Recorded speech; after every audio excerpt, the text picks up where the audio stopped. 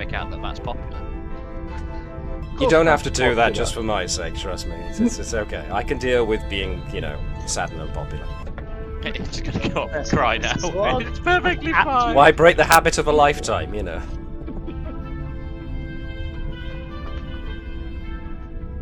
It's fine. I'm all good.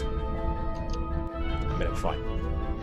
The first part of the video that anyone hears is, I'm fine, it's all good. People like me.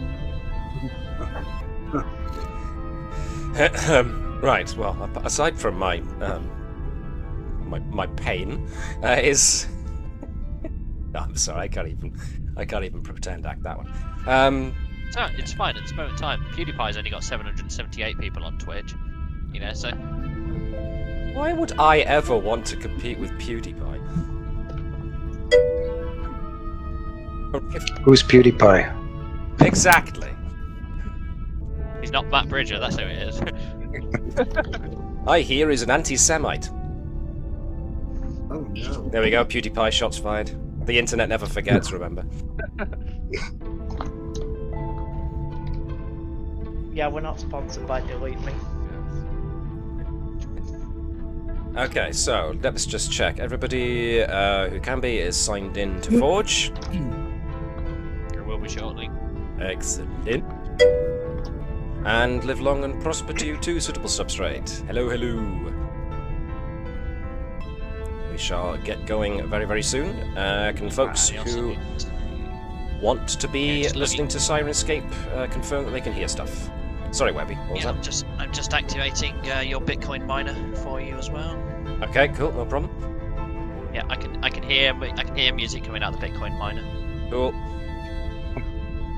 It's a Bitcoin miner that runs through your browser, so you'll never know. Wait. What's the song? Money, money, money. That sounds like a really, really bad version of ABBA. It would just be a Welsh cover version, so no one apart from him and a few listeners might actually understand it. Oh, it's Welsh coin. Star Trek, it's Latinum minor. As in Ferengi have literally captured a planet and forced its populace to mine Latinum for them. Gold breast. Gold pressed indeed. Gold pressed Latinum. Actually, Remember, I'm going to without the bring... Latinum, it's just worthless gold. I am going to bring politics very, very quickly into this and drop it just as quickly. Just like, Bitcoin. Given what's going on with British politics at the moment and the way that the lines are going to be redrawn very soon, I wouldn't be surprised. Actually, I'm fairly certain the Welsh Nationalist Party, or Plaid as they are known, as opposed to plaid, which is a colour pattern. It's Plaid Cymru, isn't it? Plaid Cymru, yes, they wanted to introduce a currency for Wales. Morons.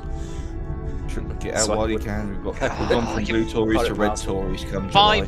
500 years. You think they get over it by now, you really would.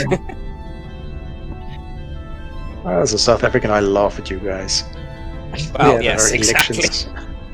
We had our elections on Wednesday, and things are looking up. Even though it's the same guy? Yeah. No, it's different, isn't it? It's going into a... How did that one turn out? It was the previous one out due to, wasn't it, corruption charges?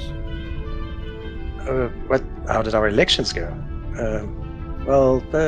Peaceful, which is good. Lowest turnout ever, which is not great, but the ruling party lost their outright majority, so it means coalitions and people actually talking to each other, which is good. But hey, progress! As TLDR more or less predicted. Cool. India's looking interesting as well, isn't it? Is it? They have to count 600 million votes. Mogi will never lose his authoritarian hold on the place. They may not get the majority. Yeah, he's going to have to actually talk to people. Who's he losing it to? Someone more on the right? No, because there's coalitions. They have coalition governments in India. They can't secure a majority as a party, but the coalition that he's part of is losing to the... what is it? It's India, isn't it? The independent something alliance. Let's They just won't say get- interesting times and leave it Yeah. at that. Well, yes, because America might very well see if its first convicted felon managed to win presidency.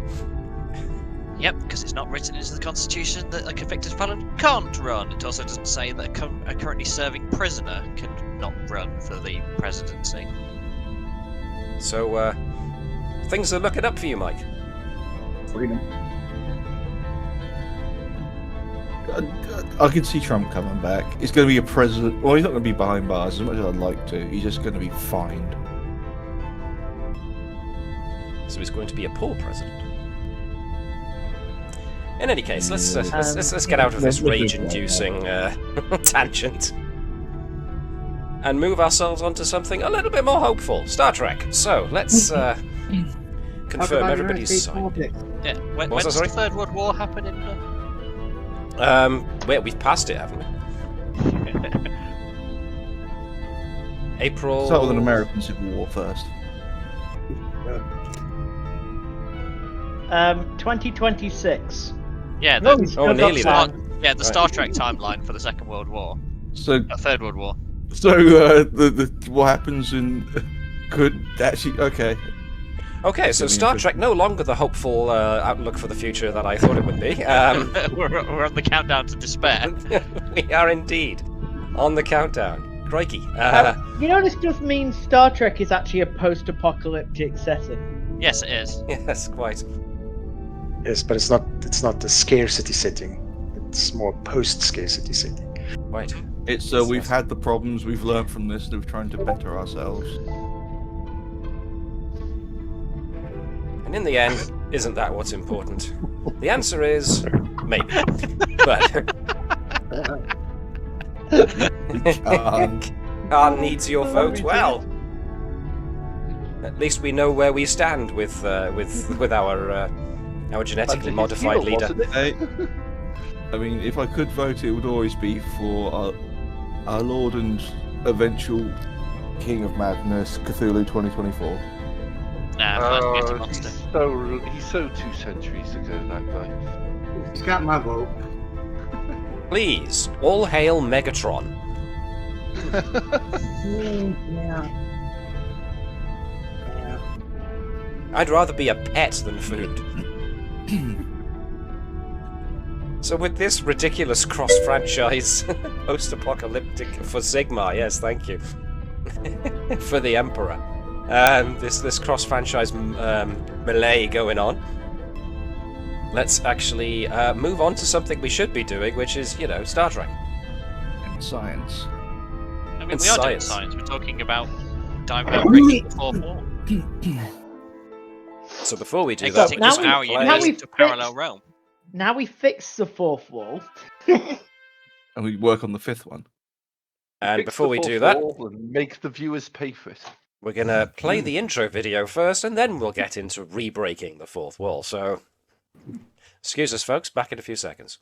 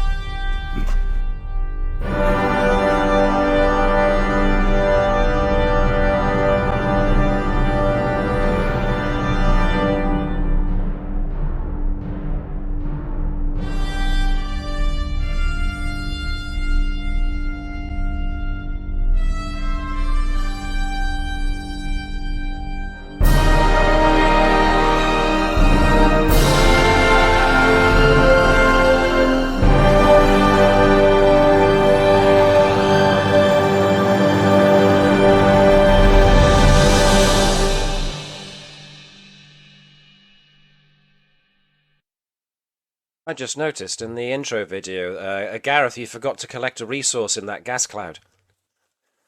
That doesn't make sense. Why would an exploration ship and battle cruiser for the Defence Federation fleet stop to pick up random resources? You never see that happen in the show. Funnily enough, You'll that's be the topic of today's episode. Randomly You'll be walking saying around next, gathering resources. It's Oh, God. weird to have the photon torpedoes who are able to curve. I'm just imagining now, like, proper RPG rules that are applying to, like, next thing, like, Picard and part of our A team on a ship. This rock is shiny. This must be valuable to our quest. It would explain that legendary moment in Star Trek Generation, a captain's log supplemental. Borg are overpowered, please nerf. And then Voyager, the series, came along and they nerfed them. So there you go, we got our wish. Anyway, right then. Before we go too much further, welcome along, folks, to the continuing adventures of the USS Navis. And with me are the entirety of my wonderful crew. I am NJ the GM, and I shall be your games master for the next couple of hours. So, let's kick things off first with anybody wanting to spend milestones or acclaim before we do anything. Yes, please. else. Yay, we got a customer. I'm not sure if it applies, but the Karagite Order of Heroism. The reason I'm dubious is one of the conditions is you must also have succeeded in defending a Federation world or outpost from loss or destruction. I'm not sure if that applies to our previous mission. There was the ship and there was the colony that was under Tachyon influence, I guess. Yes. That's the Egypt to death. I mean, it can be post-awarded for other things that have contributed. Sure. I mean, there was also the whole thing with the neural parasites. Yeah, there's any number of things that you guys have done that could definitely apply there. I think you're fine for the Karagite Order of Heroism. Excuse me a second. As my face explodes. So, succeeded in defending a Federation world or outpost. There's been quite a few. So, I think you're good. I think you're good on that one, personally. And I'll graciously accept one of those. Oh, stop! Stop singing my praises. Okay, so that is 3 acclaim. And you can drag the award over onto your character sheet. Spoop! Cool.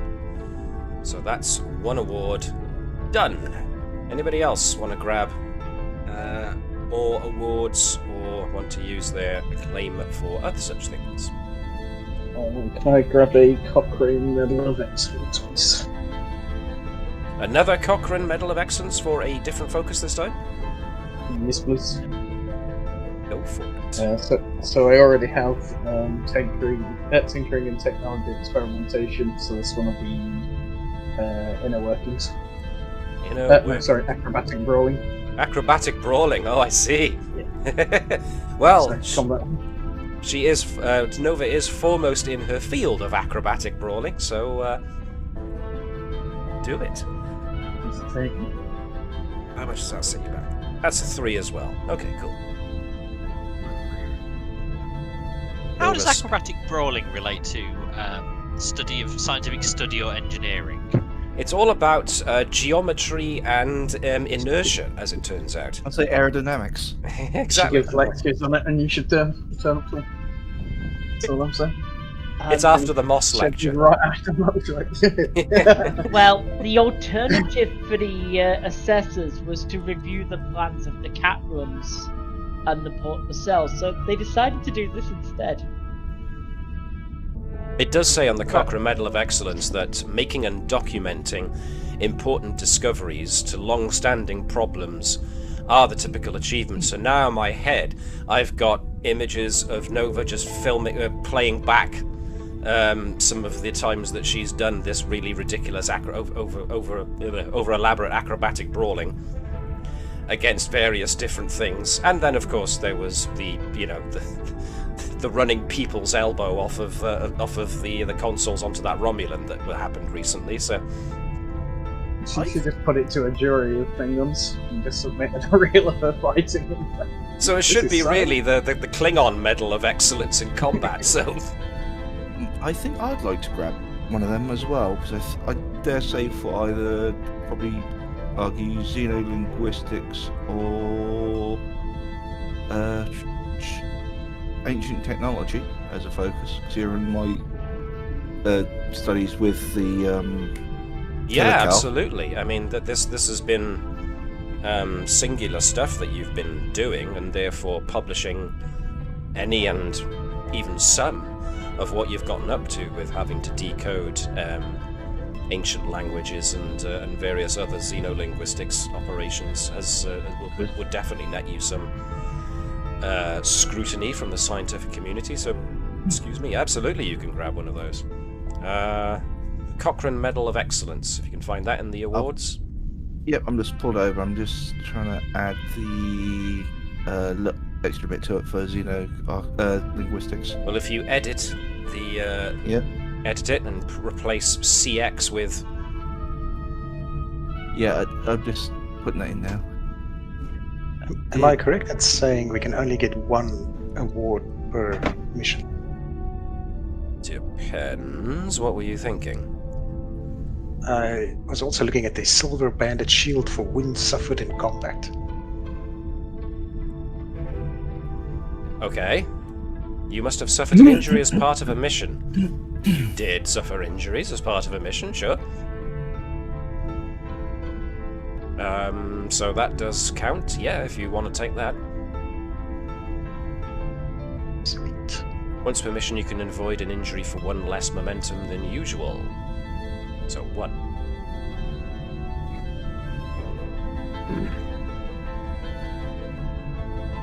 Cool, yep, you can absolutely take that, which means that's your remaining 2 acclaim off.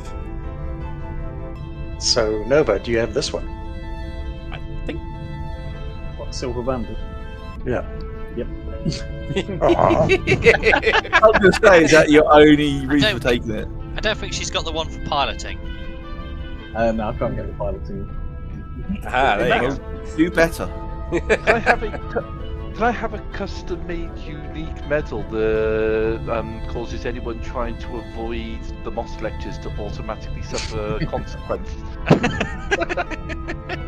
Unfortunately, you need someone who's avoiding no Moss lectures to actually sign off when you get in the award. They were opt-out and nobody did in the correct time.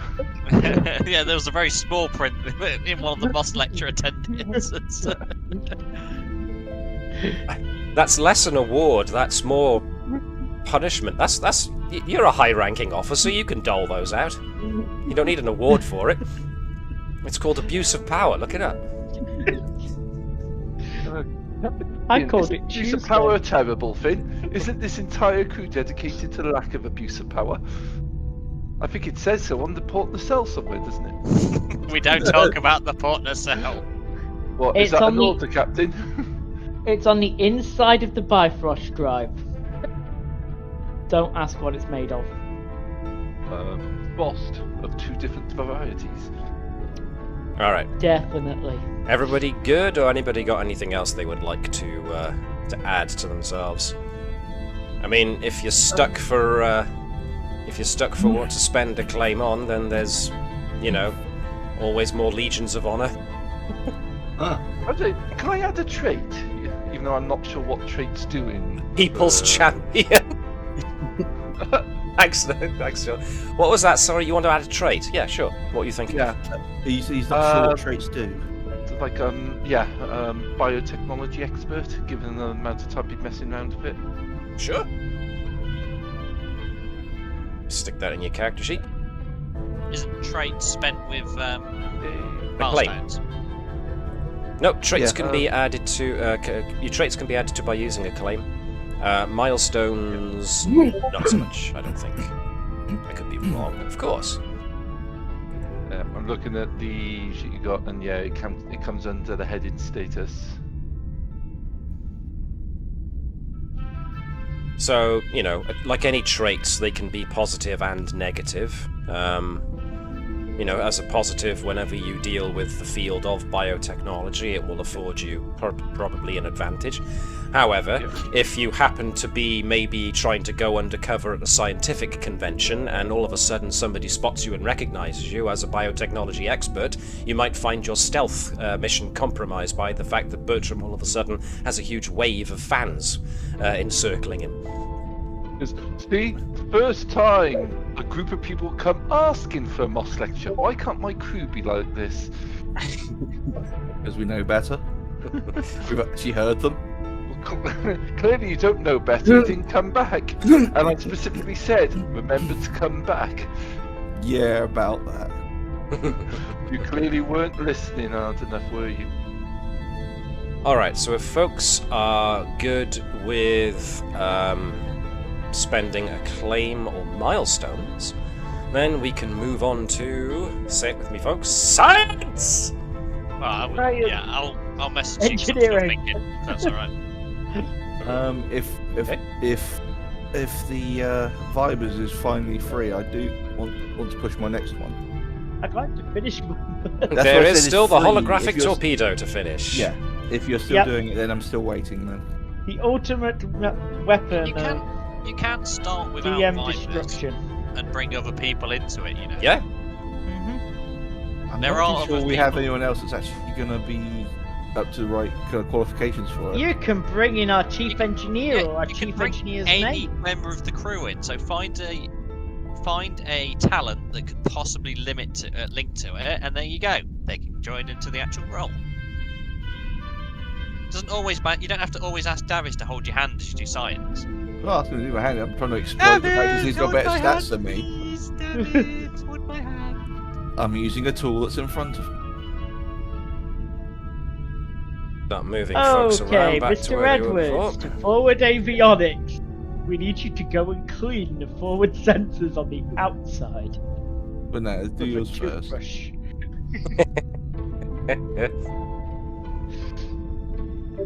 Replicated it special. Toothbrush? Back in my day.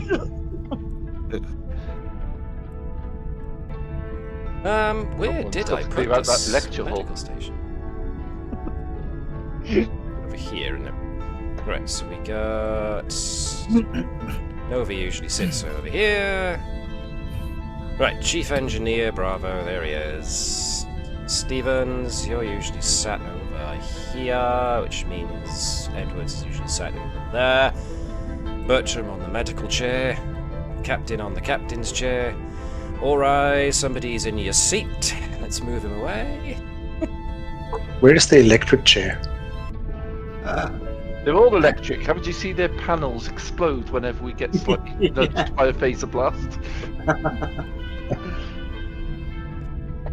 Alright, and there's the medical posse, so there we are, we're more or less ordered. Once again, my OCD can relax. If there is such a thing. Okay, so what kind of project were you thinking of that needed specifically someone like Vibers' skill set? Oh, that's a good point, actually. We had a chuckload of support characters who took part that haven't had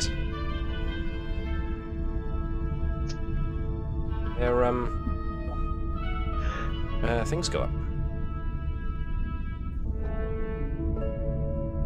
But, you know, that doesn't need to be done now. But, yes, last episode we did actually see a lot of work from our supporting characters, and supporting characters, when they do make appearances, can have some of their stats and abilities put up. So, oh, did I confuse Helm and Operations? Feel free to switch. Lenny was by here, so I'm fairly certain that's Helm. It's the same as, well, it seems correct to me. Like Lenny would ever use any other chair. He's been sat there trying to put his thumbprint in it for the past mission. I mean, He doesn't notice I replaced the cushion. He keeps flipping it over while you're flying it into an unstable wormhole. I almost imagine Ensign. He's not an ensign anymore. I'm demoting him again. Lieutenant Lenny. He's actually perched there over Thasnan's shoulder, waiting for the time he gets to use the console. You done yet? You done yet? Like occasionally, like poisoning his food or something. It's giving a different stomach. At what point is Nova going to use like acclaimed milestones to try and get a commission for Hello? So instead of becoming Unit Hello, becomes Ensign Hello. That would involve. As a member of the crew. Hey, there's precedent. Data was a sentient mechanical being, and he got all the way to Lieutenant Commander. Yeah, but they let him be plugged into the main computer at least once. So far, you haven't let that happen. Nova, I know what your next project needs to be. I did say on the CIC, if we were going to build it, that it could be a potential place for Hello to be plugged into. Well, all right then. So I may have had a sudden moment of inspiration. Anyways. Next project, Phaser Eyes. That's been your next project for a while now, so I think it's about time it actually happened. Or is it laser eyes? Nope, Phaser Eyes. Phaser eyes more powerful than laser eyes. I've got some phasers and some duct tape. Would that do it? You can get torpedoes for Thasnan. Micro torpedo, mini nano torpedoes. Torpedo eyes, just Nano quantum torpedoes that are guided. They get inside the mouth and nose, and then they detonate. Jeez, can you imagine the level of complexity? You know what? We're going on quite the fantastic tangent here, and I need to roll folks back a wee bit just so we can get back on point. So, Blimey. As fascinating as that discussion would be. Look, we were looking to do technology, science. So, if there's no one else who's going to be volunteering any other science projects, we're going to try and build this holographic torpedo. So, Alex, now's the time to announce a project if you want to. we discussed it before. Sound mines, effectively, because you said it was. Right. You did actually point out that it is a way of technically going around certain restrictions. Right. Mine's still very... Yes, it's still touchy. It's still very touchy. But this was worded quite successfully as a way of trying to get over the whole fact that, they are... Well, minds can be indiscriminate. It was just more of an evolution of the idea. Yes, it's whether your captain allows you to launch said mine. But seeing as you have had success so far with both the small and the ship-sized version of the sound weapon, it would make sense to try and employ it as a defensive screen in as mines. And there are some plans for self-replicating ones that are starting to appear in the database from other sources. Oh, that was from Deep Space Nine. Yes, and that has almost happened, yes. By the canon timeline, so yeah. Getting close. But if you really do want to do the sound mines, what... If it gets blocked by command level, I'll think of something else. I didn't say it's being blocked, I just said it's whether it'll ever be used. So, you never know. More tools in the toolbox, so less things look like a hammer. Well put. So, if you were to try and build this, what fields of study would you think would be applicable here? It would sort of go on what the last one went to, so I remember it. So those had what was that? Sorry, mate. acoustics. Somebody else say something? I was clearing my throat. Oh, okay, fine. We had biology, communications, computers, and xenolinguistics as the ship weapon version. It was either... No, it wasn't acoustics. It was going to be biology, wasn't it? Xenolinguistics, acoustics, computers, biology, and communications were for the handheld version. and biology was eventually the one that was settled upon as the most successful. When it came to the ship-scale weapon, it was communications that was It'd be the same kind of basis, because it'd be having to basically still hack into another ship. But it'd be more doing of an automated base, so we wouldn't have to do it. The mine would do it itself. So communications, computing. Is there such a thing as be electronic warfare? I know none of us have anything along those lines. I don't believe. There are indeed electronic warfare systems. Actually, I know someone does have hacking, don't they? Well, you've got your entire crew in front of you here. Have a look. Where was it? I mean, Lieutenant Cashin has got encryption-decryption. So he'd be useful. Hello, has got...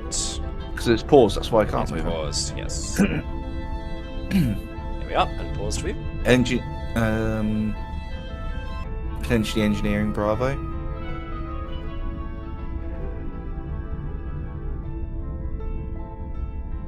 I'm trying to think what also would be, because how would it attach? I don't want to say it'd be simple magnetic, because is that too simple, or is that such a thing? Oh, so you're thinking of it being a magnetic mine? It has to latch onto the thing first in order to hack it. Yes, that's what I'm thinking. So it would be something to latch onto it. So maybe not. I'm trying to make it so it wouldn't be too much, because part of me is like, would it be like a very small tractor beam? But might be a bit much. I mean, if you want an in-universe equivalent, every EVA suit has got mag boots. So it's base magnetic kind of technology would still be okay. So good grief! The entire concept of a warp nacelle is based on magnetics. So you know. Keep in mind, I do know the least of this series out of everyone here. That was me volunteering. I am the equivalent of the layman. That's fine. So would it be astrophysics potentially to also work out how its navigation would work and how it would latch on? Because we've got it's all good. It's all good. It's all good, like getting it to what it would do when it's actually up there, but it's getting it to latch on and actually get to. Because they need to be able to potentially move in space, so they're in minimum propulsion. I mean, the general prototype in my head was basically us working on a probe. Wouldn't go with astrophysics, but I might go with piloting for the whole navigation and how do you create a minefield that'll. So I've got astronavigation as well as Helm operations and So we're talking about Kesh, Engineer Bravo, Keval. Even Starship recognition, maybe, in terms of which are the best points to attach. I was thinking that would be a good point. That would be a way of give it a predetermined list of basically identifications. So yeah, that makes sense.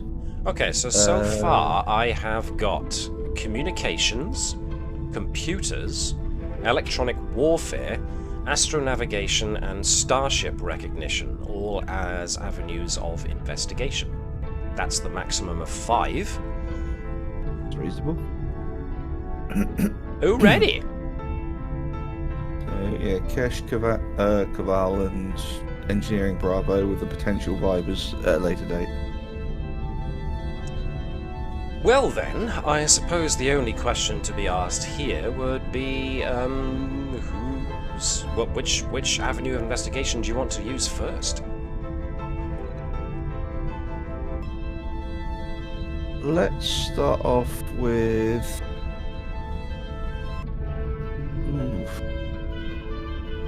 Ask for other people's opinion if you can't make up your own mind.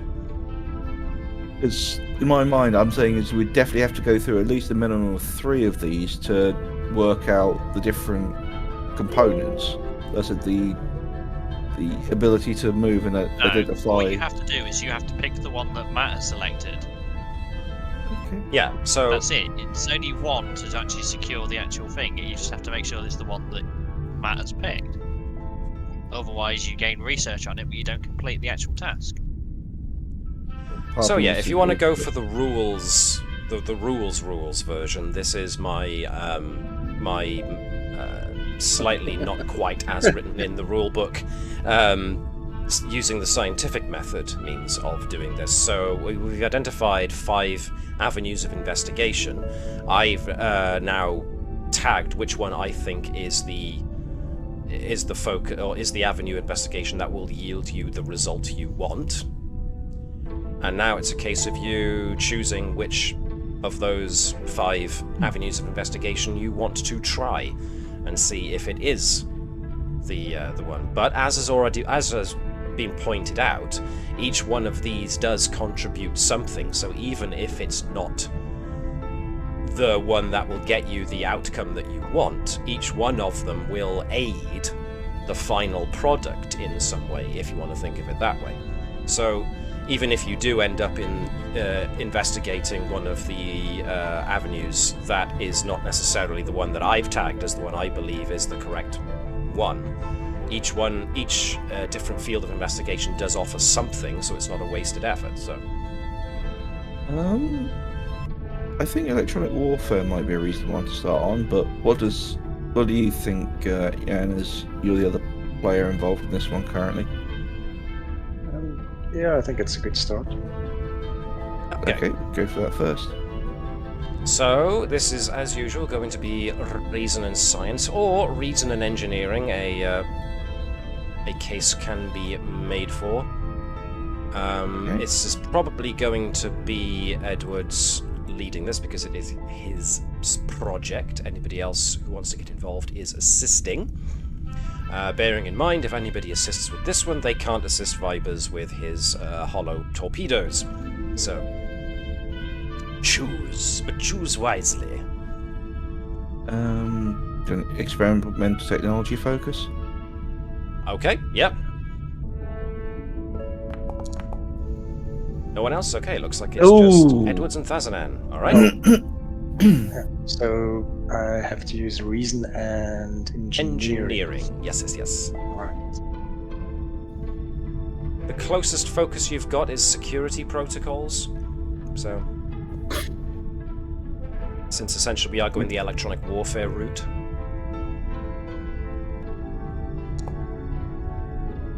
Alright, so we got 1 success overall. So, Kesh, I'd say, obviously encryption, decryption. Oh, Keshin, want to get Keshin involved. Okay, cool. Yes, encryption, decryption. So can we have...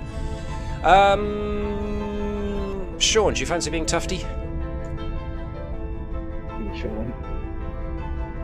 Reason, and is he more science or is he more engineering? He's more science, as it turns out. Thank you. Alright, so the 2 helpers do a little bit better than the actual project lead, And but... Last person I'd say would be engineering Bravo. Alright, is Chief Engineer Bravo getting involved, or is he being saved for his first officers? Good point. He's working with Vibers, isn't he? Is he? Is he? I Can't don't know. remember. You've got first dibs. Yeah, I had but paperwork today, therefore I didn't manage to get to the rotor in time. Okay. As head of operations, you should have the ability to change the rotor. Oh, I could, but there's only so much you change things before people just make you do the work yourself. Plus, he has to keep the secret of who's really on night shift. Don't touch my I rotor. was also. I'm not telling anyone Yeah, it's that the closely guarded entire secret between Andrews and Vibers is they're the only 2 people that ever know who is on night shift. That's because we're the only ones on night shift. It's bliss. It's quiet. I don't need to sleep. I'm a cyborg, so yeah. If not engineering Bravo, I'd potentially ask Nova, but depends how she feels about Edward still. Is this something about Edwards that Nova doesn't like? Everything. Besides his face? It was for a good while. She didn't like him and or trust him. She tolerated him, I think, would be the best term of it. Edwards, I'd like you to know that I count you as somebody I met. In any case, Do you think of anyone else to throw in instead? if you want Chief Vibers, you can go for Chief Vibers? Chief Bravo. I'm thinking of the good old days. Right. The good old days.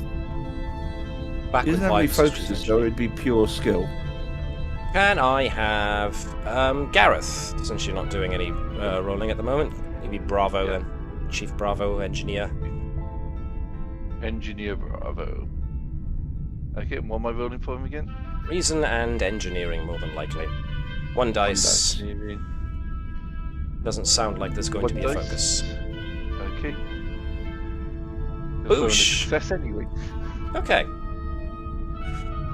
So, a lot of hypothetical modelling. As has been pointed out, this weapon has enjoyed 2 iterations so far, successfully being created, so you've got that to build upon. As such, it's now just a case of shrinking the whole hacking procedure down. But you've got something now of a competition going on with Vibers' hollow torpedo, because it's essentially 2 different ways of doing the same thing. So now it's kind of a race to see who gets the finish line, because Vibers' holographic torpedo is a torpedo that latches onto somebody else's ship in order to break into their system and then create holograms of whatever they would find distracting. Whereas you are creating a mine that attaches to somebody's ship and breaks into their system in order to flood their communications with, dare we say, an arms race. Yes, indeed. Thank you. So, yeah, this is interesting. So one wonders if one team is, this new team is now surreptitiously borrowing insights from Vibers' own hollow torpedo technology. But, okay. Strides have been taken. Maths have been considered. Diagrams have been drawn up. It's now going to be a case of... Go on. I was going to hope you were saying maths have been mathed then. I was hoping for it, just like, oh, go on, he didn't do it. Like, sad face. I'm trying not It's to use been this. placed. Mr. Monoko is in charge of the bits.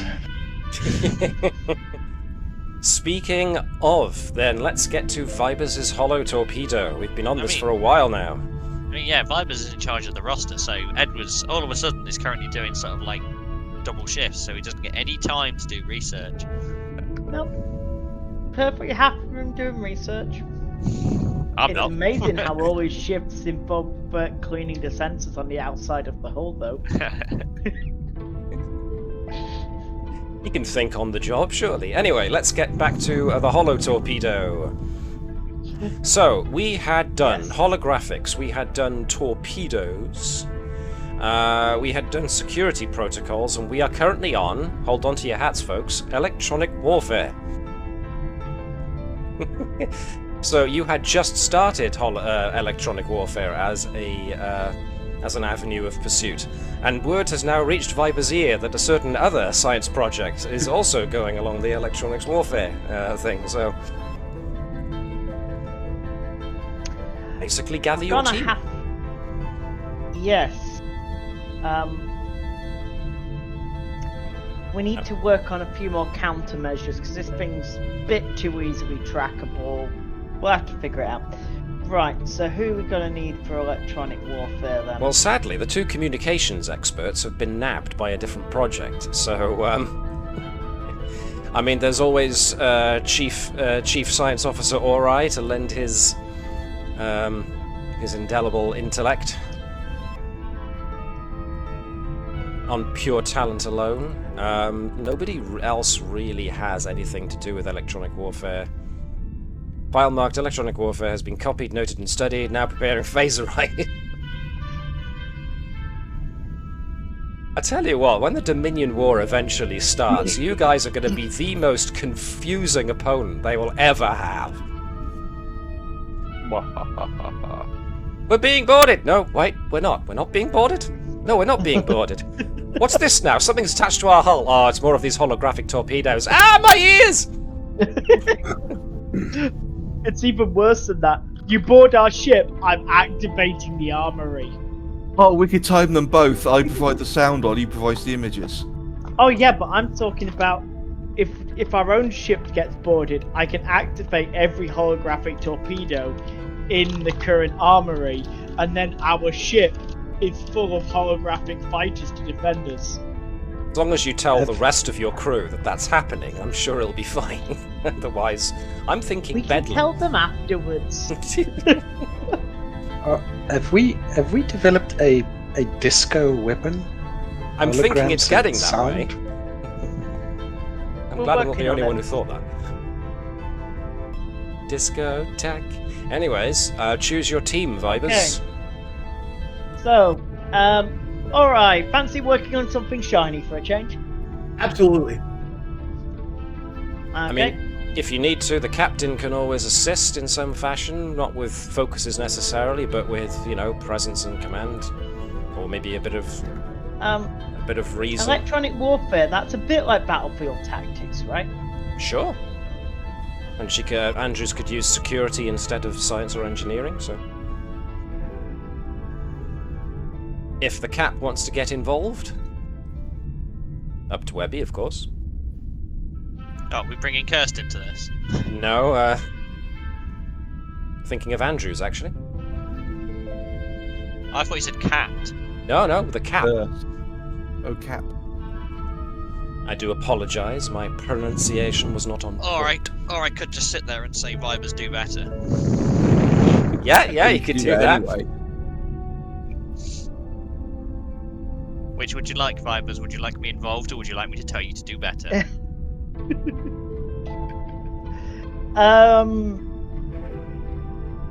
Are you sure you don't want to be involved in this one? It does involve weaponry. It does, but there are more weapon specialists on the ship now.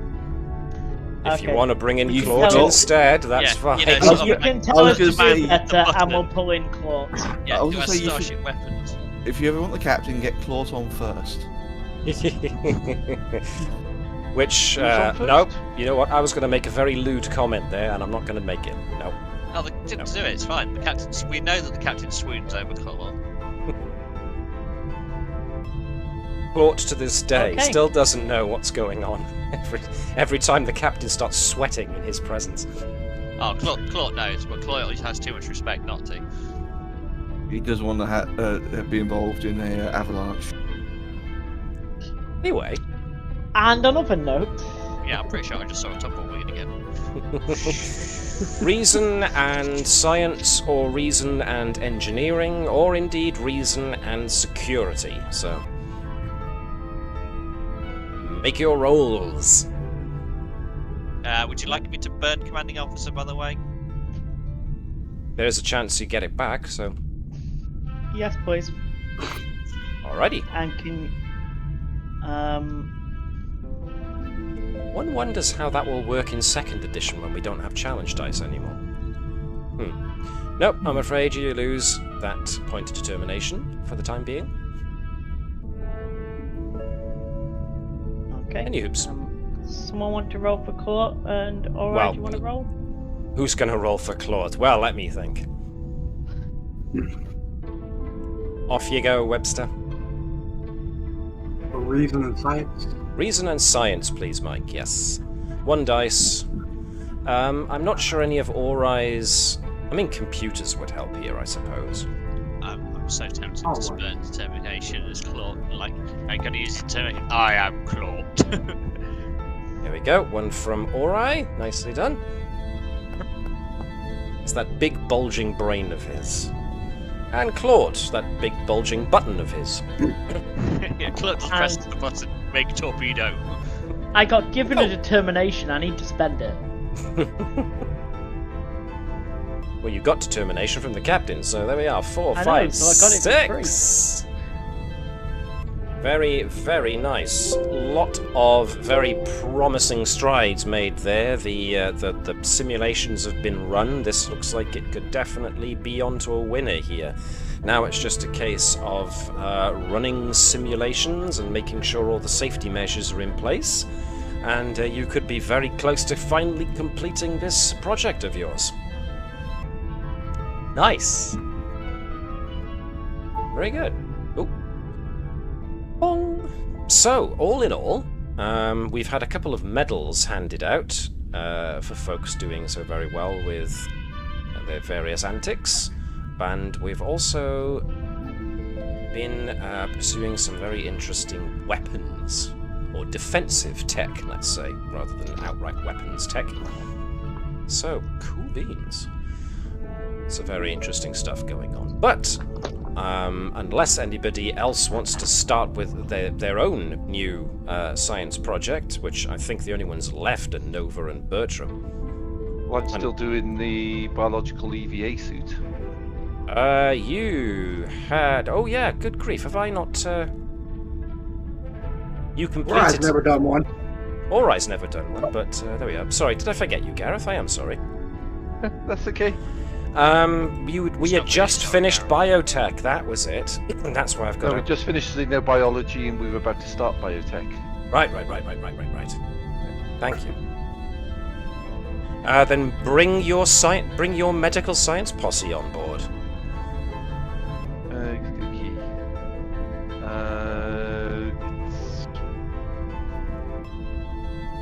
I mean, you're on biotech now, so this is a fairly limited... I mean, the best I think you've... Well, just for the means, I'm putting Jenny Eric away from her family, because apparently I have to do that now. It's compulsory. Like, how else are you going to convince the husband that you're sleeping with her? I don't know where this has come from.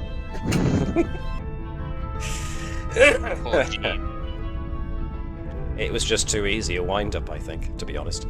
Right, okay, so we've got... Who's contributing? Jenny? I mean, are the two nurses, because they've got medicine disciplines? And in one case, xenobiology.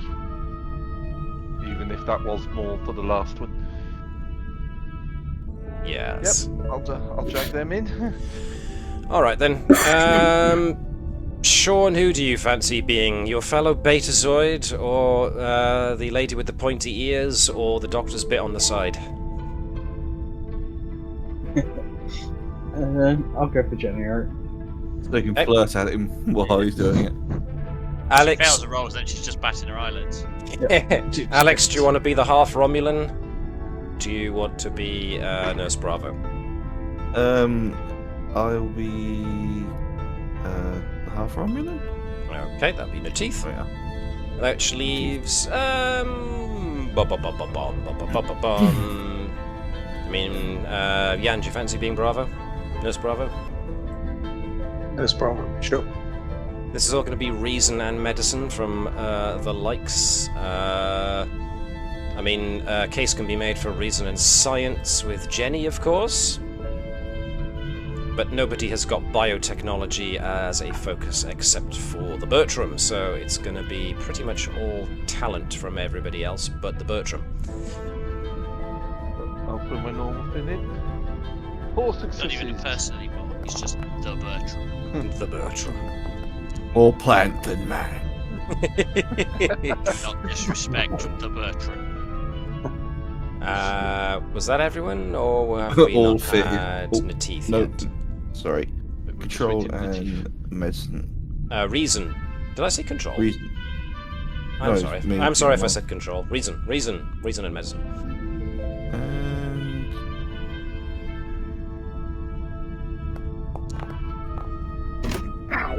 Oh, you alright? Yeah, knock my knees on my table. Happens so often. 6 successes. Very, very good. Very, very good. Strides are being made. Biotech. Well, definitely the way to go in this this kind of project. Yep.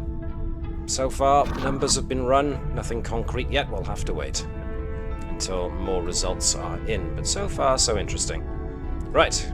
Okay. Whew. That was a lot of science. Good grief, that was a lot of science. Hey Nova, do you want to do a science project? What you got in mind? I was actually thinking about creating the CIC. Creating the CIC, the Commander-in-Chief?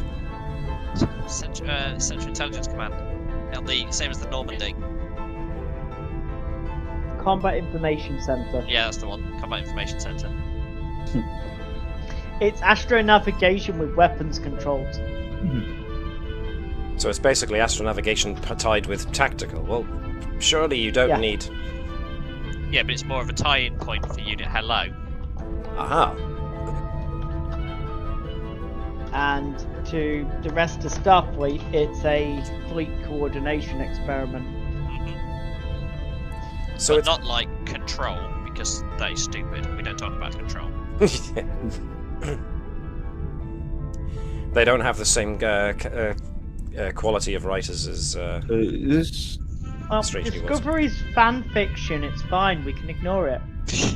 You see, hearing this, this reminds me of Babylon 5 when they end up putting the white stars to all that big programmed course to avoid getting out of that enemy fleet, and they were like all moving in synchronicity. That's what I'm just seeing in my head at the moment. Excuse me. There is a precedent, as far as I'm aware, in Starfleet. I forget what it's called, but it's to do with your job as first officer is you have to liaise with, and I can't remember the name of the... Nothing happened today in Sector 83 by 9 by 12.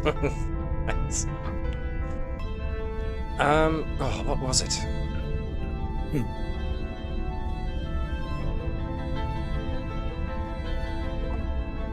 There's something you'd... what was Worf's job on Deep Space Nine? Spirit? No.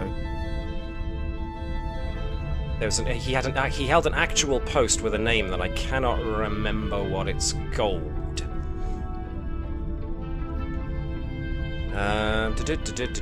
Anybody on chat want to remind me what, or anybody at all want to remind me what Commander Worf's role was on Deep Space Nine? He was.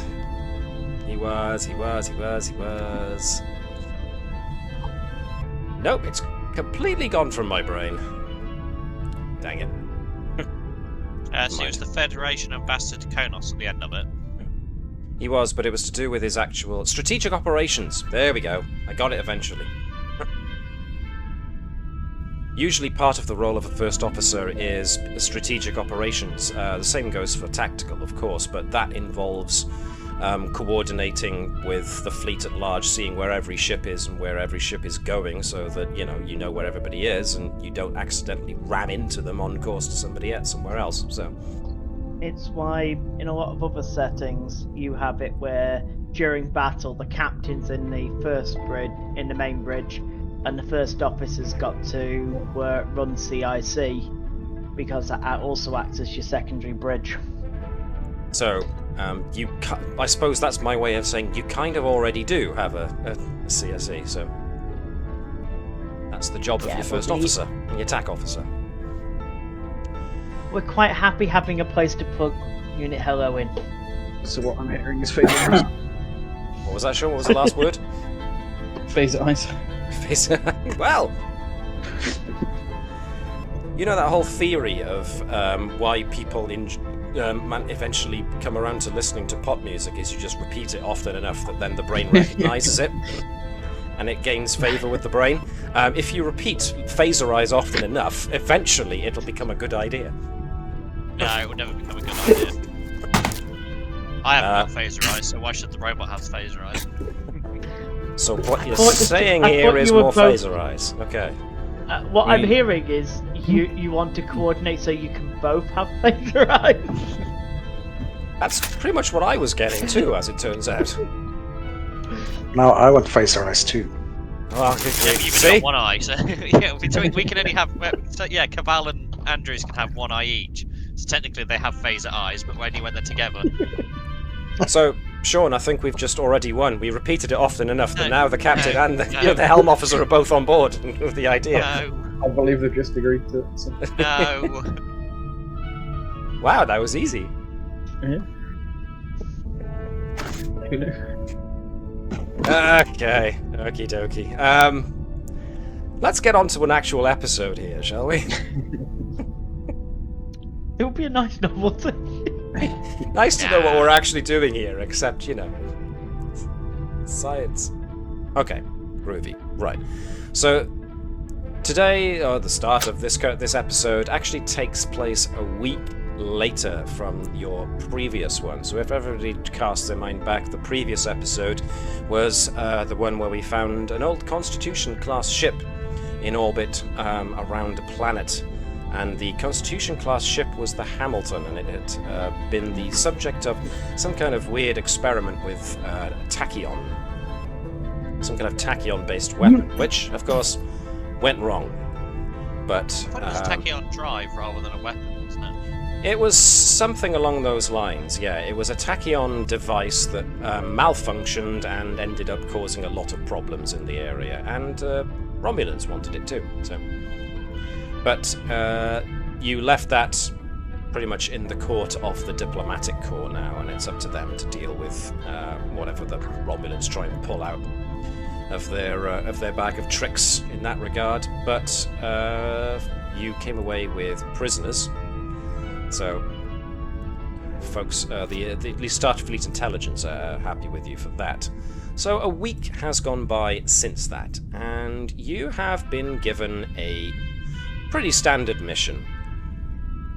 The mission is pretty simple. You are proceeding to Space Station Epsilon 19 with the job of basically resupplying it with scientific equipment. So, we are moving on to the Osarin system.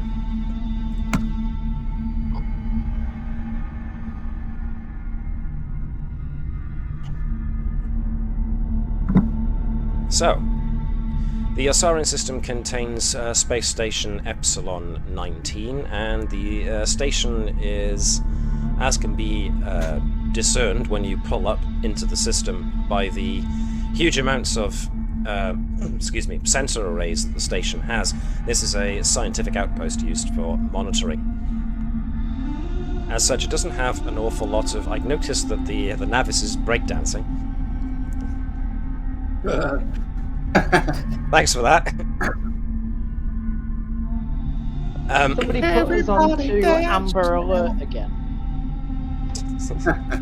Amber Alert, isn't that party? It changes colour every time we turn on the alert. We have multiple I lights. know. That's alright. Yes. Red Dwarf. Joyride, whee! Okay, so yes, Epsilon 19 is a scientific research station. Therefore, it's not as big as some of the star bases and ship ports that you've been to, because this one obviously has more space allocated for sensors and scientific study. It also appears to already have one ship docked with itself. By the configuration of it, it looks like some kind of freighter.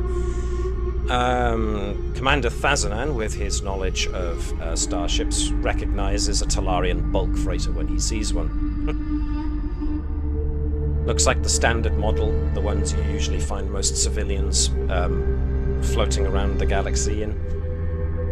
They are fairly cheap, fairly reliable, and of course you can tag as many cargo pods onto them as can fit, so they can haul anywhere from oars to standard equipment, so they are quite reliable. So it's not really that much of a surprise to see such a ship this far out. However, this ship does look a little banged up. their power output isn't as high as it should be if the ship were in proper working order. So, make of that what you will. Naturally, there is no docking port big enough for the Navis, so the Navis is going to have to run resupply using mostly transporters and shuttles. But as soon as you come into the system, you do get indication from your communications officer that the station is hailing. Excuse me. So, I'll answer the hail. go on, sorry. I said, or I will answer the hail. Or I will answer the hail. Nobody else is picking up. Let's do this. Hello. So, yes. Who I'd love that answers if the Orion, as soon as it just opens communication, Orion's just like, oh, hello. Welcome to the jacuzzi room. May we take your Just order? Orion is backed up. Well, you know, if in our current day and age, if a lady can make loads and loads of money playing streaming games whilst in her hot tub, why can't Ori? Yeah, he's a Delta. Exactly. Equal rights for Delphins on OnlyFans? Fair enough. I think if I just called Ori fans now. Ori fans. Oh, he has a lot of Klingon subscribers. That's why he's also in sickbay an awful lot. Anyway. He has a really good immune system by now, though. Well, quite. He probably has the best immune system. Shoved in there. No one singular person has done more for space gonorrhea evolution.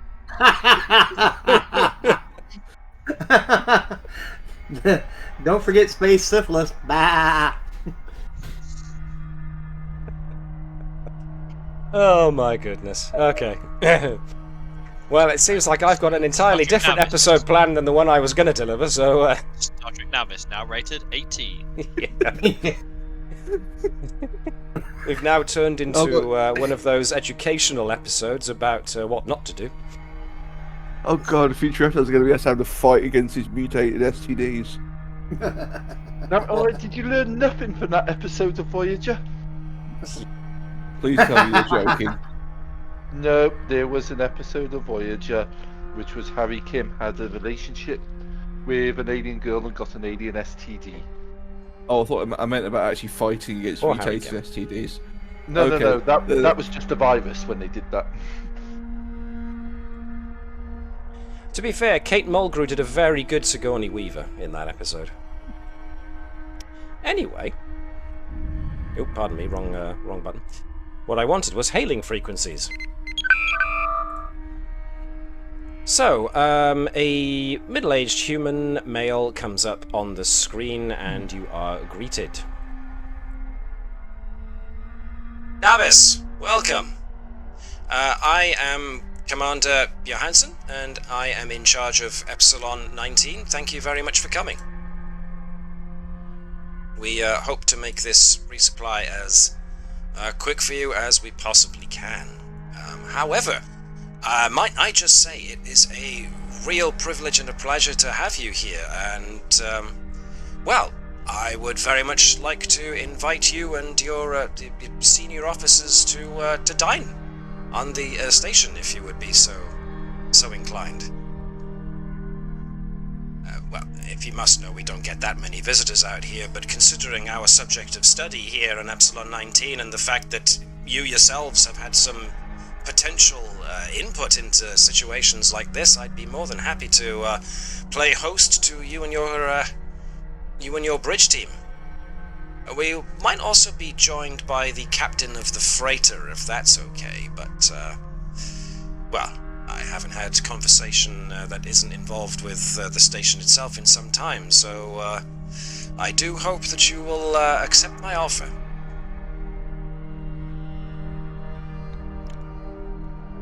Just mute the comm slightly and say, he sounds kind of desperate for friendship. Shall we, Beam the hot tub over. just beam the hot tub on? Star Trek It hot sounds tub like- adventures. Yeah. It sounds like the station doesn't get that many visitors, so it would be rude to decline. On top of that, we do have some crew that would quite like some shore leave after the last few missions.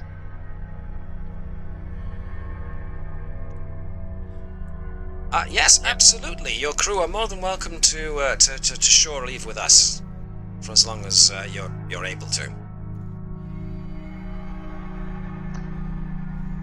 Might I take that as an acceptance of our offer? Very well, Commander. We'll accept. Excellent. Our Chief of Security will be in touch with your station security to arrange the shore leaves. Oh, yes, of course. My operations officer will be in touch very, very soon. Thank you very much. We'll see you in an hour or two. Epsilon 19 out. So.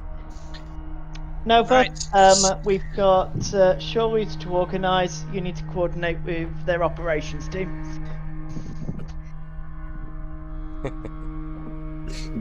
Which I like was basically Viper's way of going, not it. I think Delegated. the station commander would absolutely love to have some information on Moss as well, so front and centre. So Bertram's at the top of the list, and then it just goes cancel. It goes, why do I need shore leave? You know, we're all having a great time with these Moss and biotechnology, aren't we, team? Team? Who's everyone on? No, it's fine. Bertram isn't on shore leave. Bertram's on mandatory meeting with at the captain's table. Chief Medical Officer's log supplemental. Ah, crap, they're gonna make me work, aren't they? Well, you are the psychiatrist on the ship now, so you know, the counsellor. I hardly think Starfleet's interested in matters of diplomacy and engineering. Okay then, folks, so who... Evil. Sorry, I talked over Yeah, there, the Sean. What counsellor was is that? the evil role. Alright then, folks, That's who's what Bertram going to took it. dinner? Are we playing rock, paper, scissors, Commander? It's a safe The station. I entire don't, bridge crew was invited over. Yep, I senior don't crew. see why we can't let some other members of. Actually, Like how his Who mouse is now hasn't hovering run the over co- other people. who hasn't run the con in a while? I know who hasn't run the con. Orion. He's down in. Orion's coming with, but he's down in engineering. Ooh, donuts. You I want to don't put remember an F Ensign on Donuts, there, but we can Keval? make I an want Ensign to put. Donuts. I want to put Kef on the bridge. Usually a Kef. Kef has command experience. He does. He does. Unless he wants to come And- with the ship, onto the station. Let him have command experience. Who are we going to back him up with? Well, who are we not taking with us? Because we could potentially have Moneo, Stevens, Tufty. He's a lieutenant. Lieutenant Turin. But then again, she's also a good charismatic negotiator. Let's pair Turin up with Kev to run the bridge. Fine by me. Because those If- two should balance each other out quite nicely. If Kef is running the bridge, would you want Edwards on communications? Unless We're you talking don't- Engineer you Kef, don't- not Lieutenant Keshen. Sorry, do apologise. Are you sure you don't want to come up to the party and get drunk with station staff? Somebody say drunk? All of a sudden, Keval just appears next to the captain. He didn't even cross the distance. Ding! Okay. Nurse Well, Bravo. senior crew, so operations officer has to come. I'd be really tempted to drag the tune along as well. He's bringing him along with everything now. By all means, drag Lachude along if you really think you need to.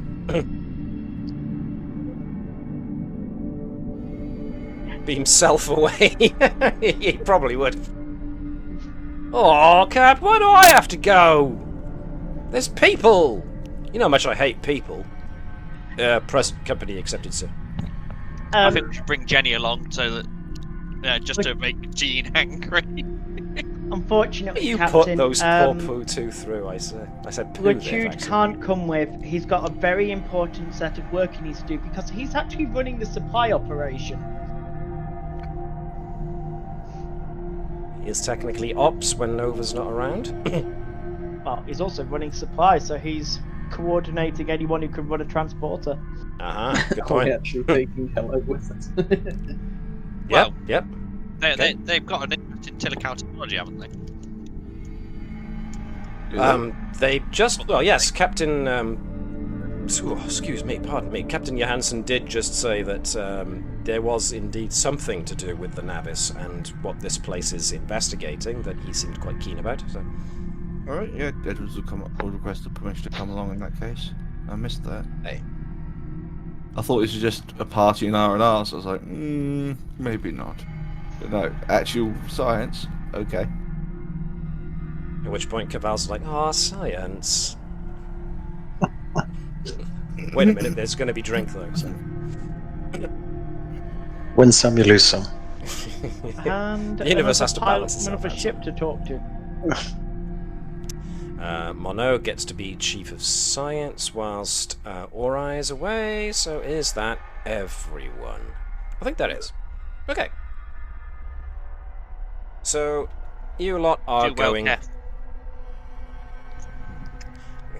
Keth kind of eases himself down very uncertainly and slowly into the captain's chair. And just when he thinks he's sat in it and he lets go of the arm, the chair sinks a little lower, at which point he grabs on almost in a panic as if he's afraid that the chair's going to swallow him.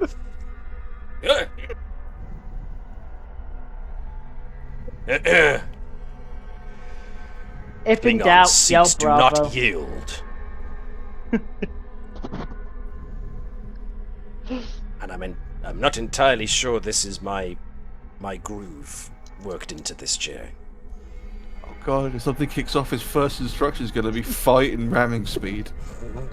That's why we put Turin on the bridge.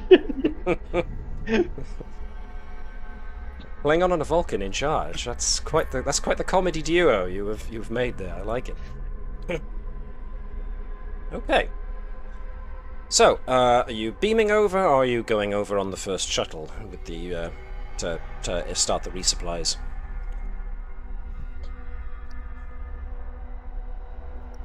It's gonna beamer. Probably should. Yeah, probably beam. Righty.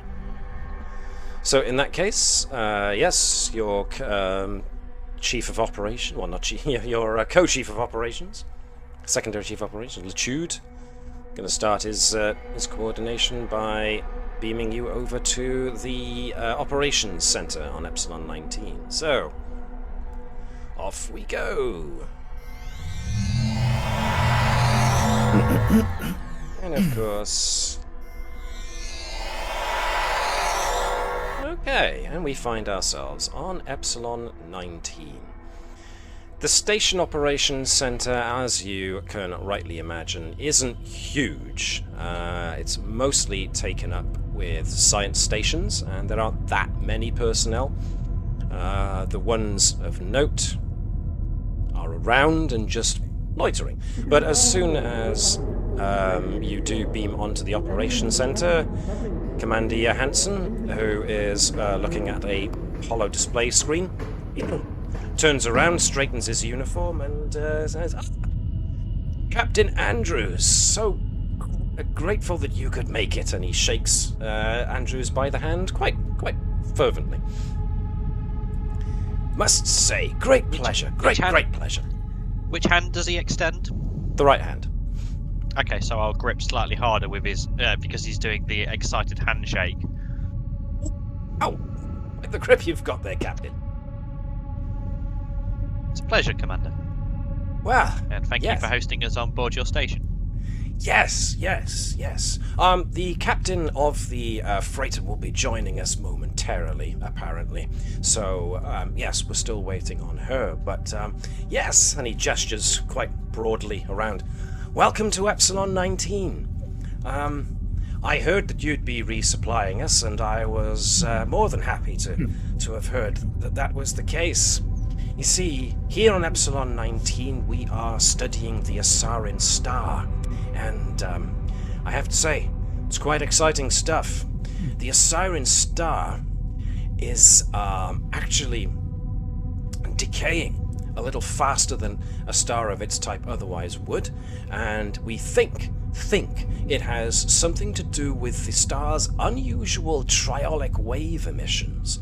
So, yes, these triolic wave emissions are, of course, not too dissimilar to the kind of things that you've been experiencing yourself in your travels within the Shackleton Expanse. So, it might even be related in some fashion, perhaps, to that ancient civilization you've been coming across, maybe. But that would be awesome if that was the case, but... Trying to hide twitching. Far be it for me to take away from your own incredible discoveries in the Expanse, of course. Us scientists, we don't always get the exciting jobs of the same guys on the starships, but, well, this whole endeavor has been a special privilege for me. I enjoy nothing more than the study of stars. But, anyway, I would like to give you the brief tour of our systems, if you will, if you would allow me, and, of course, show you what we've learned thus far. Oh, my goodness, is that Unit H31, whatever it is? And he kind of zips right over to Unit Hello and gives it a good old staring. So this thing was actually designed with components out of the ancient civilization that you'd come across, and he's staring very attentively at Nova now as well.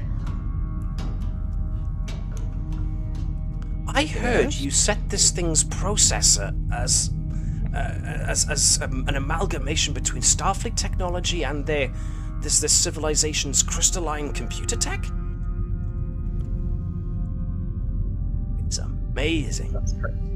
Oh, look, he's even got a little funny display as a face. Yes. Not evil. It's Look how you can't cute prove and it happy yet. he is. His smile just penetrates into your soul. Look at the smile you see in your sleep. Well, of course, more than happy to show you around Lieutenant Orion as a scientist as well. I'm sure we've got lots of different discoveries we've made so far that might interest you. So, by all means, let's have a look around. Okay, so needless to say, this guy is very, very enthusiastic, and not all of his fellow science officers are as overjoyed about what they're doing as everybody else. But you know, it's a Starfleet posting, and they're analysing a star, and Starfleet is made up of scientists predominantly, so this, in its own way, is pretty interesting stuff. Now, the last time the Federation actually came across anything involving triolic waves was actually as a result of a species called the Davidians.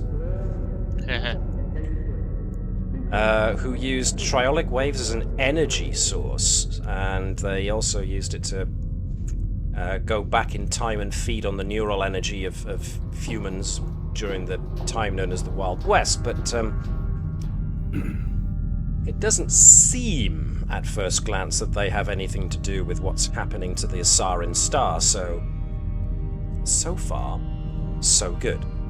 I don't... Everyone keep an eye out for Mark Twain. I have a question. Of course. If Orion used his empathy ability, does this guy come across as disingenuous on an emotional level? Or is he just really that sad, excited to show us science? You were about to say sad, weren't you? Yeah. You know, Orion's a scientist himself, but he doesn't remember getting this excited about science. It's like, oh my god, is this what a nerd looks like? No, this guy's entirely genuine about his enthusiasm. Wow, we should swap him with Bertram. Harsh. All right, let's go look at science. There isn't a hell of a lot to unpack here. As far as sensors are able to tell, there are triolic waves being emitted by the star. The star is your standard yellow star, but decay rates do indicate that it is decaying at an accelerated rate. Nothing that suggests that it's anything like stuff you've encountered before, where the whole system was on a countdown to the star collapsing in on itself and then becoming a wormhole or something like that. It doesn't bear those same hallmarks as you have seen before, which is a good thing, because that means you won't have to evacuate this place within the space of a few hours. So the decay of this star is like a factor of like 0.2 or moving up to 0.3, but it is noticeable that a star this young is aging slightly faster than it otherwise should do. But there you have it. The vast majority of what these guys are doing on this station is all pointed towards analyzing this star. So the tour doesn't last very long indeed. In fact, you just get kind of like a circuit around the bridge and then that's it. There aren't many places to have shore leave on here. I mean, you've got your standard requirement for people to be able to, maintain their sanity on a starbase. Well, it's not even a starbase, is it? It's a scientific outpost. So you do have the odd hollow suite here and there, and a place for like a big mess hall. But other than that, it appears to be a standard science outpost, and therefore doesn't have a heck of a lot to suggest itself. So the tour is, thankfully, rather brief. But Commander Johanson is very, very keen. He does pick your collective brains a lot about the experiences you guys have had, what with the Tilical and their technology and the weird things that have been going on in the Expanse. So you can, if you wish, share some of your own stories in that regard, if you wish to. But that's entirely up to you. And proceedings do come to something of a close when the turbo lift gives a slight ring to indicate that someone is coming up to the operations center, and someone does indeed emerge from the turbo lift. If I can just get their thing to display correctly. Let's try that one more time. So off of the turbo lift steps an Orion female. She's dressed fairly elegantly. She's wearing like this elaborate kind of cloak with a hood for the moment. But she has what you can see of her face. She has dolled herself up appropriately, and she swoops in straight for Commander Johanson, much to Ori's. She goes past Orion straight to Commander Johanson, at which point she says, "Commander, thank you so much again for hosting me. It's been, well, I can tell you all about it over dinner, of course, which I hope we're about to have." And then she turns to Ori.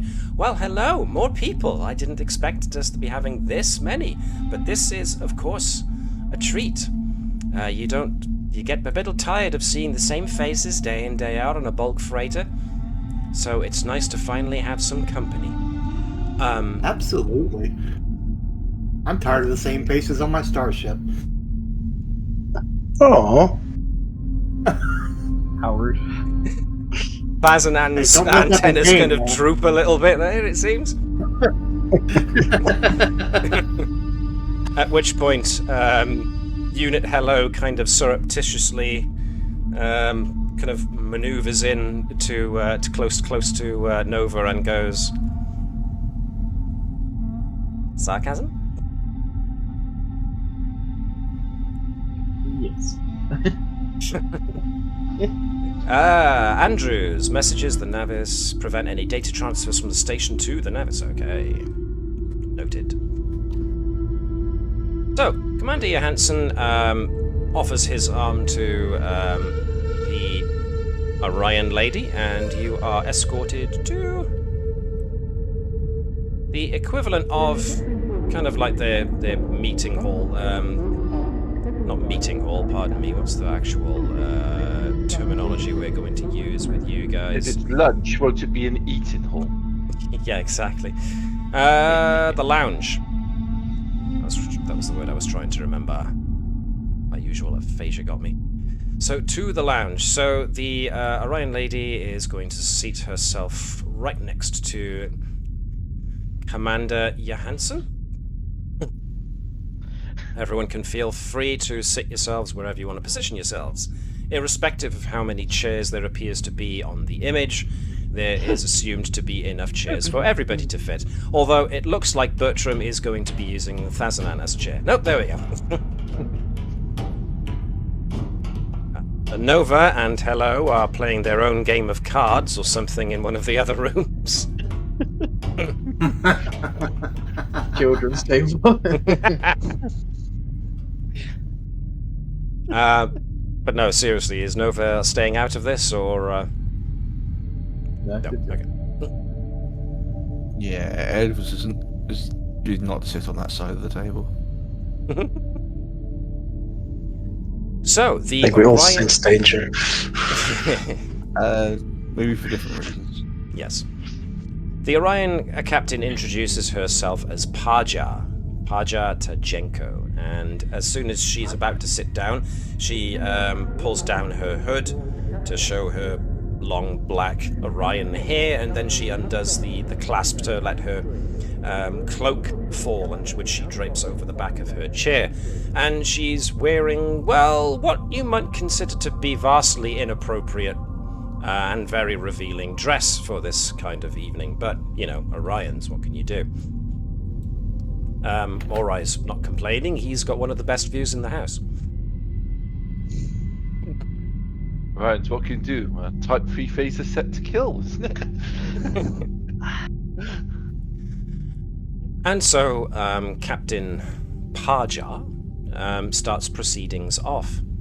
Well, I have to say, it's such a delight to have actual civilized people to share some food with, rather than those smelly males that I have to keep dealing with on my freighter from a day-to-day basis. Thank goodness you people were out here. I swear my crew What do you does mean, not... you people? It's in you people, the Federation, so civilized, so easy to get along with.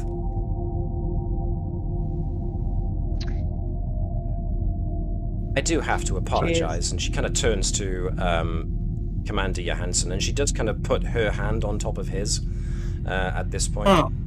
I have to feel like I have to apologize one more time, Commander Johanson. It's just such a embarrassing situation that my engineers are new, and we unfortunately broke down at the edge of the system. Thank you so much for hosting us while we do repairs. It's so gracious of you.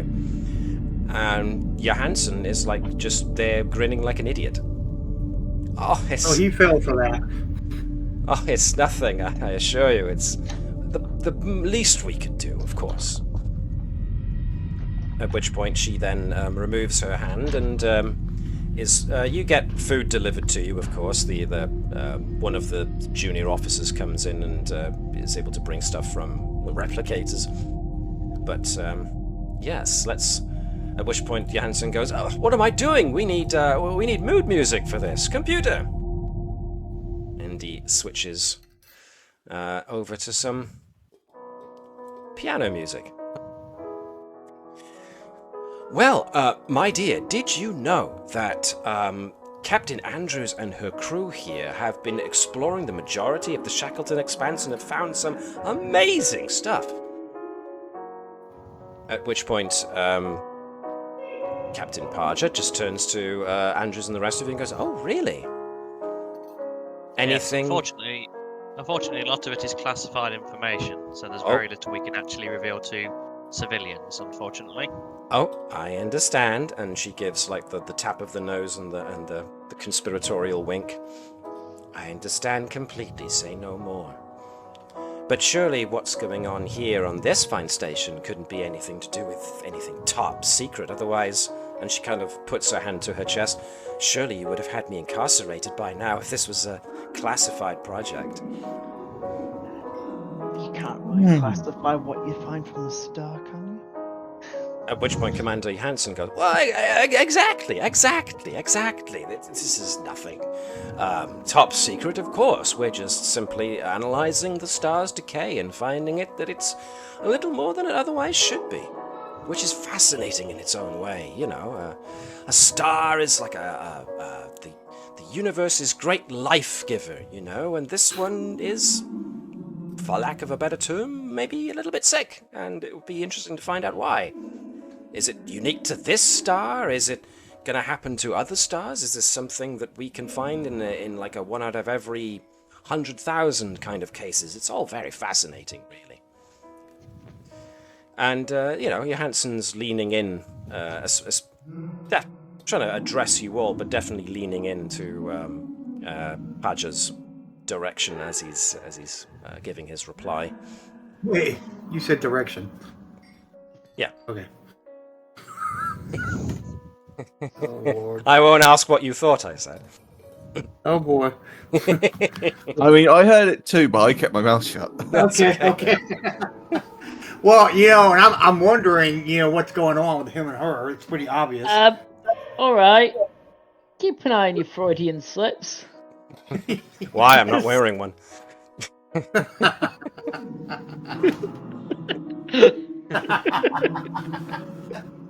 I don't remember where I heard that joke from, but there we are. If anybody in chat wants to hit me up with what movie I quoted from there, because I can't remember. In any case, yes. So, Captain Tajenko, what brings you to this system? Oh, standard cargo run, of course. We were moving past this system on our way to Deveron. But, unfortunately, like I say, my crew is new. I had to give up my old crew, who are so dependable, but, you know, you can't keep males along for too long. They wear themselves out trying to impress you. Then they end up making stupid mistakes and overloading the conduits, and so I had to bring in new ones so I could whip them into shape. She did seem to put an unusual amount of emphasis on the word whip there, which, should I or shouldn't I? I think I'm going to. I'm going to ask every male character here to give me insight and command check, please. Each of you, 2 dice. Can I use psychologist? Can I use psychologist as a focus? Yeah, biology, xenobiology works as well. That kind of thing. Okay. Don't suppose I get anything for historical distrust. Yeah, I will go with that. I mean, it's not an actual, it's not an official photo or anything, but given his backstory. Yeah, exactly. I will go with that. I think pheromones being used here. Well, we'll get to that in a moment. Or I would have experience in that department. Yes, exactly. So, do I lower the difficulty type thing, or how do I? Just roll, and I will take that into consideration. Oh, oh, that hatred is slightly blinding. Either that or it's the opposite, is that you're just seeing past the hatred and you're seeing that the hatred overrides and she immediately tries to strangle him over dinner. She goes, shut the hell up, you stupid Orion! Just tries to choke her out. Okay. Dinner just got a whole lot more. I love it as well. All the males are on one side of the table, and the 2 females are on the opposite side of the table. It's just like, oh god. Which one's got there? All right, Alex, are you doing anything to get rid of that, or to compromise that complication, or? I don't really think I have anything to do it, and I'm not going to burn a determination on it. If you're happy, I'll just settle for being blatantly hostile. Well, Yeah. you've got to wait to tell you what the actual failure is of it. Yeah. Just to think, I do have a focus for getting him out of there. Well, he's not drunk yet, and neither are you, so it's a process we'll have to work on. Alright, so with one success from Vibers, one success from Bertram, one success from Bazanan, as soon as she puts the emphasis on that word, all the males get a little bit of a, oh my, and feel themselves flush a little bit.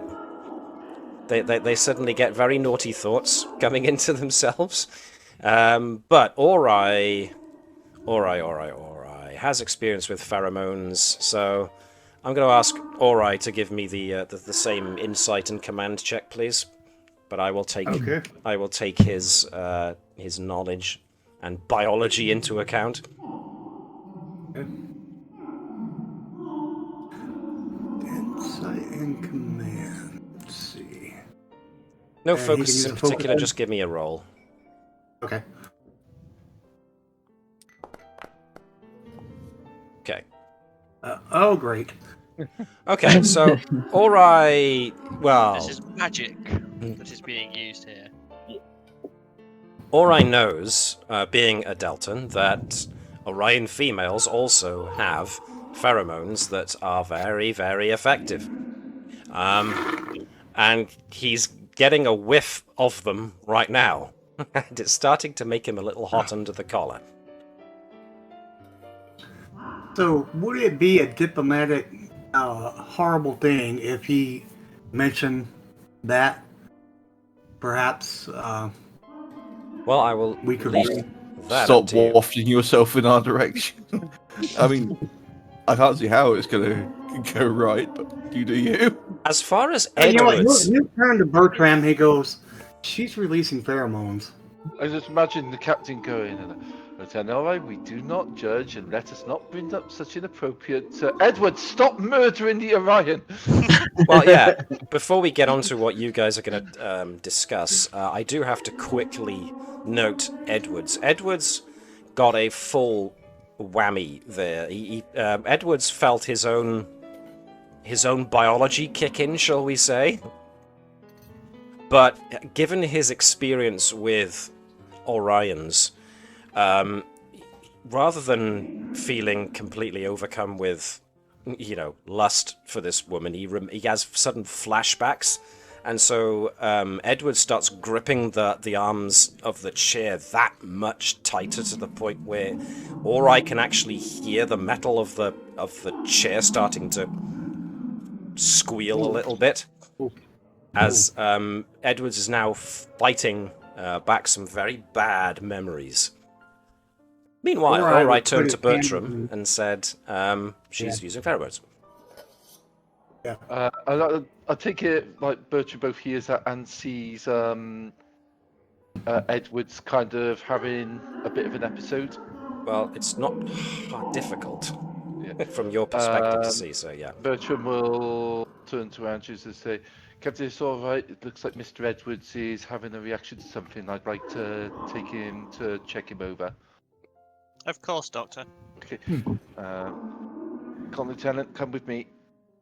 Edwards finds it very difficult to get up because he is definitely staring daggers at Captain Tajenko. And so it's an effort of will to kind of relax his hands off of the chair, but he eventually doesn't. Bertram will take him out to, I don't know, this room, as it's already been vetted by the Nova Hello team. Back to the cube table. I just realised Edwards hasn't ever actually shown any of his proper history with any of the crew, so this would be interesting. Shall we stop manipulating the males of the room, Captain? At which point she then kind of sits back and demurely puts her hands to her chest as if to suddenly realise that she's showing a little too much skin. Oh, I am so sorry. I am so sorry, everybody. It's not always a conscious thing. I apologize if I have caused any offense. Really. Uh-huh.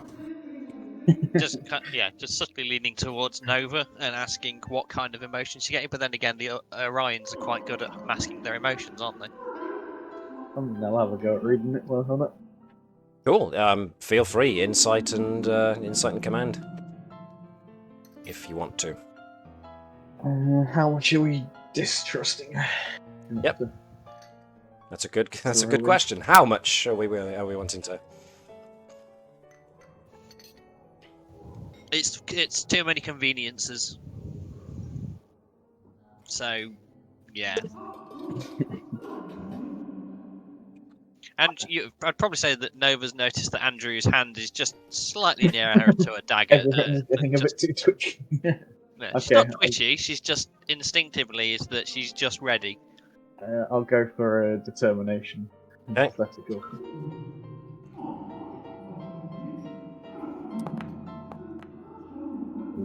Interesting. 11. I will remove the complication. Okay. Legion of Honor. Very good. Very good. With the complication, I assume Nova's going, I am now reading your mind! Just like full on in her face, like staring. staring through her eyes, and like, I can see what you're thinking.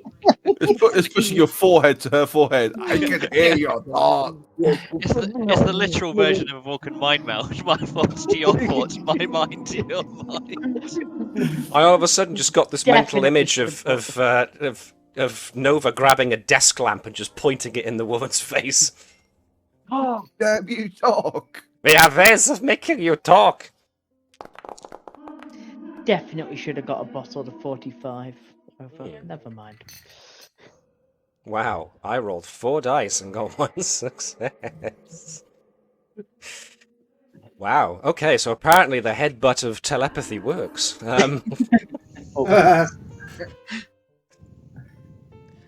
Alright, there's definitely a cloudy mask going on Tajenko's thoughts, her emotions, rather.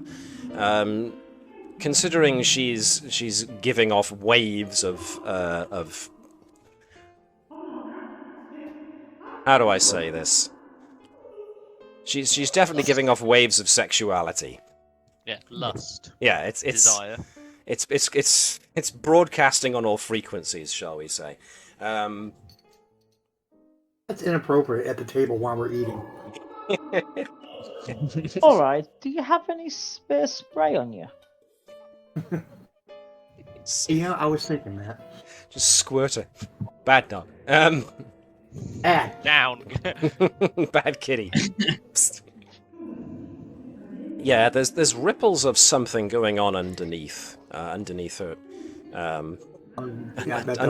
her just flirtatious attitude. There's definitely a playfulness going on. Sorry, Sean, I talked over you there.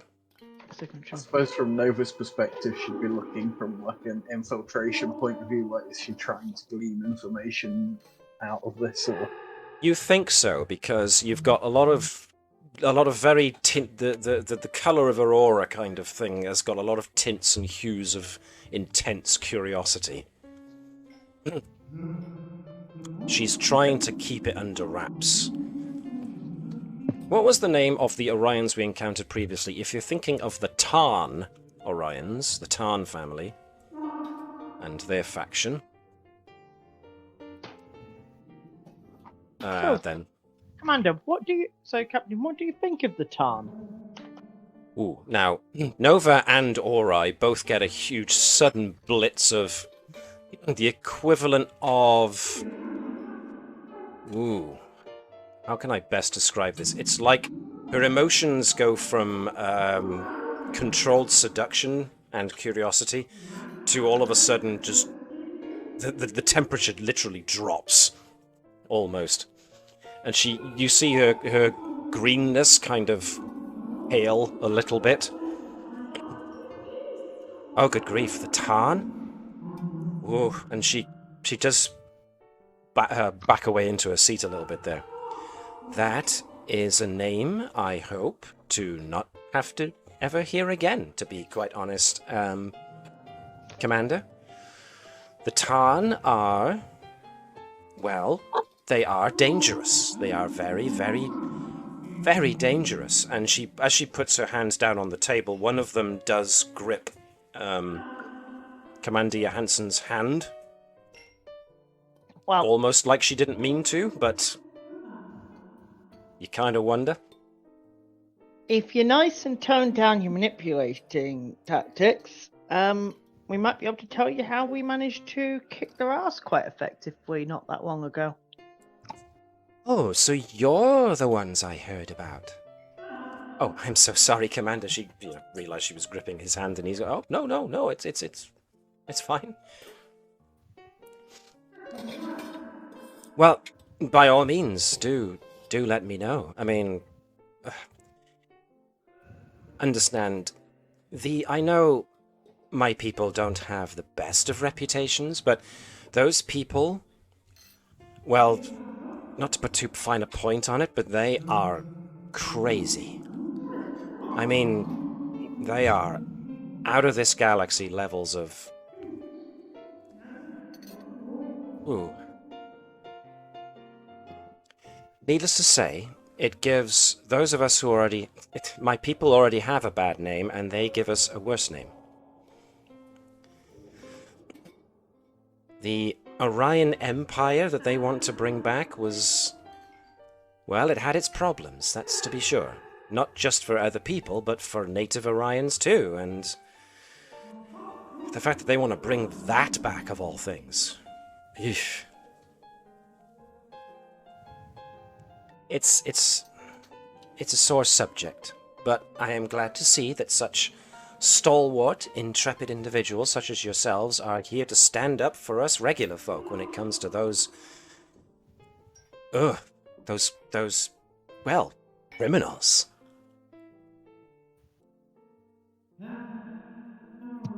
Oh, well. On a slightly nicer topic, let's say, so what have you been shipping around these parts, then? Oh, mostly Anything deuterium. interesting? Mostly deuterium, as you might imagine, necessary for all the various transport and travel that goes around these parts. A lot of civilian shipping, for the most part, which is proving to be a lot more lucrative now, considering the whole situation with the Gamma Quadrant kicking off over on that side of things. I hate to make light of a dire situation, but the way that Starfleet and all the others, the other polities, are now starting to hog as many resources as they can in order to make sure that ships keep working and so that they can be used to defend. Those of us who run civilian ships are finding it a little harder to get our hands on deuterium and anti-deuterium as a result, so its scarcity has driven up the price a little bit. So those of us who can get our hands on the ore are proving to be quite fortunate at this point in time. Of course, I hear interesting things about yourself, Commander Vipers, when it comes to, shall we say, shipping routes? I have no idea what you could be referring to. But as you can see, this is quite a nice Chateau Bricard we've been drinking. Oh, really? Is that what this is?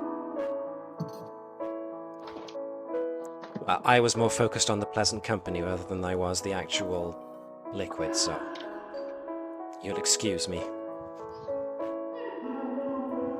Well, this has been a delight, I have to say, but it seems that I may have overstayed my welcome a little bit. If you get the chance to, do apologize to your officer if there was any offense I caused. I really hope I didn't offend too much. But in the meantime, thank you very much for your hospitality. But I'm afraid it's about time I got to my ship. So Commander, Captain, Commanders, Lieutenant. As she looks at Nova, who's still probably giving her the stink eye. Almost there. Like a cat. Thank you very much. My ship will probably be docked for a goodly while longer, so hopefully we'll meet again. Charmed. As a sign of good faith, Captain, would you like some assistance in your repairs? Surely you wish to get back into travelling as soon as possible. If you could spare anybody, of course. I do notice that you've got a lot of folks used for restocking the station here. If you could spare anybody to help out with our engines, that would be most welcome. I'll see what we can do. We should have a shift or two's worth of engineers who can come give you a hand. Excellent. Thank you very much. I'm just going to have to tell my rest of my crew to expect guests, which means hopefully they will tidy things up by the time I get there. I don't hold out any hope, however. Orion males can be very, very dumb and take a while to coax into action. She once again does seem to put a bit too much emphasis on the word and insinuation on the word action. So once again, the males who got that flush of sudden hormones to them last time get it again now. But Captain Tchenko does exit the room, although she does put a coy look over her shoulder towards Commander Johanson before she exits. Renew list of female Klingon engineers in the crew.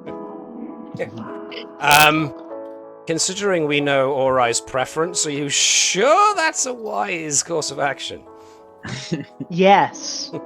They're not going to come back being completely manipulated by her. Okay, but they also might not get much work done when Ori's around.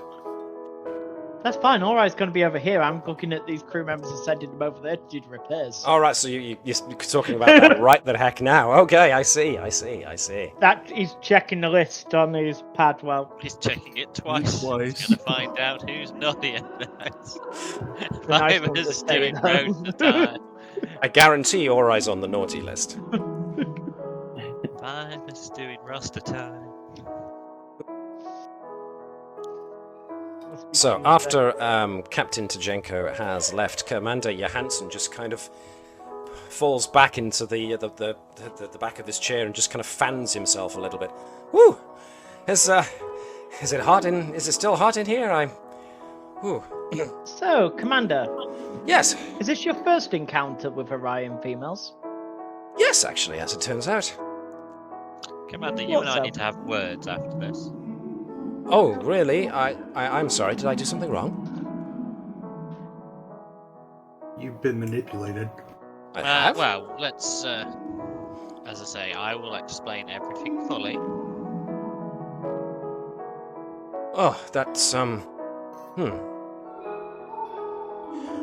You think... You think she was trying to get something out of me? Definitely, Commander. Oh dear, what a fool I've been. Oh, of course, Orion females, I'm remembering now. I was just so stoked to have visitors, and then she seemed interested, and I feel like such an idiot. Commander, you need to explain to me exactly what has been said. And then you need to go change all your command codes. You were here the entire time she was here. And you also need to do a full system purge. And I suggest running a level 5 diagnostic on your entire system. Of course.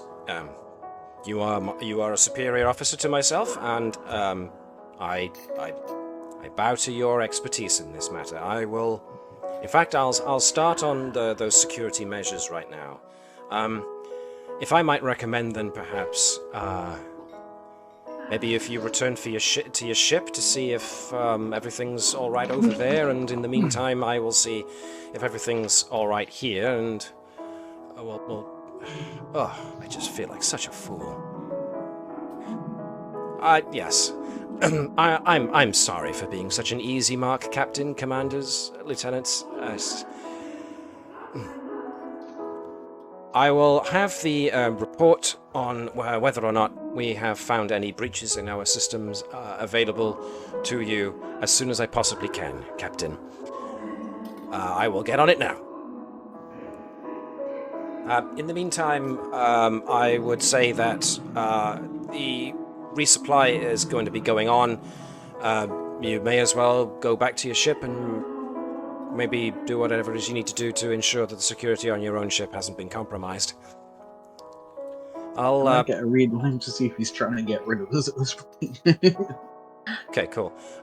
No, the main thrust that Nova gets from Commander Johanson is embarrassment. He's, he's a commander, and he's not old, but he's not young. So he's definitely, there's a lot of waves of self-recrimination coming over from Commander Johanson at the moment. So he's basically realised he's been made a mark, and Captain, he's trying to recover whatever dignity he can. Captain, if you're okay with this, I'd like to offer Lieutenant Nova's services to the commander here as a security expert. Apart from anything else, I think, Nova, you'll be able to find out if anyone else is affected here. And you're not as susceptible to her influence, let's say. I'm not against the recommendation, Commander. Okay. Lieutenant, are you okay with this proposition? Which lieutenant are you talking to? Okay. Horizon not been promoted. Nova, if you can come with me for a sec. Right, Commander, I'd like to offer you the services of Lieutenant Nova as a security expert for the next few days, to help you with the search of your systems and to find out if anything else has been affected. Oh, I will gladly accept any and all help that is offered. Thank you, Commander and Lieutenant. And how do I address the And he points to Unit Hello. Just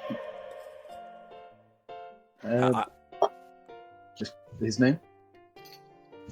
Supreme Grand Emperor. Thank you, Unit H31L0. I'll leave you to get acquainted. Okay, Captain? Right, so, Lieutenant Nova, most of our security systems are accessed via that console over here. This is primarily the main CIC, so I'll have a look through the main sensor logs and just keep track of our Orion guests, well, if you want to check the security system. Meanwhile, the rest of you... So, just as a final note, before I get to Andrews and Vibers and Thazanan and Ori, what's going on with Bertram and Edwards? I'll refer you to the doctor. So... Gareth? Gareth? Hello, Gareth. If you're speaking, we can't hear you. Can you hear me now? Yep, Yes. that's better. Yeah. No. I think I knocked the mic on my phone a bit, so we got slightly moved into the mute position. I was saying Bertram is going to give sort of a medical scan to make sure that there's no sort of biological or physiological effects caused by him. He'll also talk to Edwards, try and calm him down, and see if Edwards wants to talk about what happened.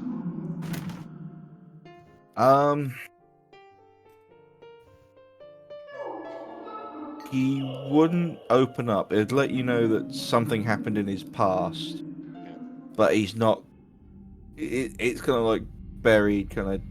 Well, it's something that definitely that's at the heart of him, but he's not gonna.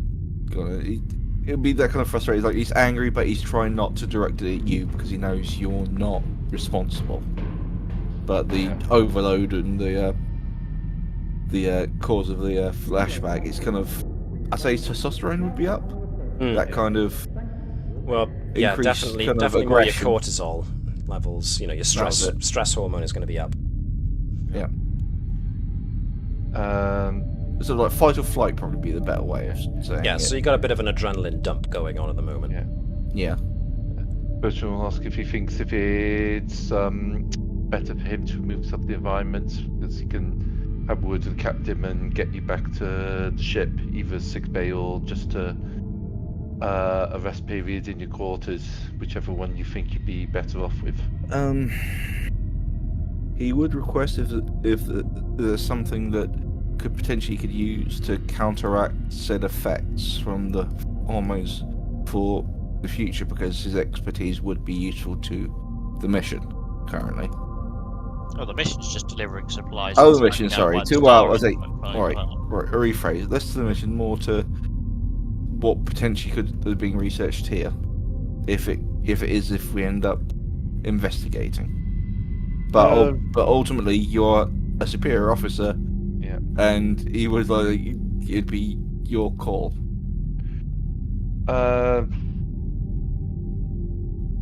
In terms of a convenient sort of anti-pheromone thing, I'd assume Matt tell me otherwise, but I'd assume that he wouldn't be able to necessarily sort of like quickly create one without a sample of Orion pheromones, possibly even specifically the Orion pheromones he's trying to make an inoculation for.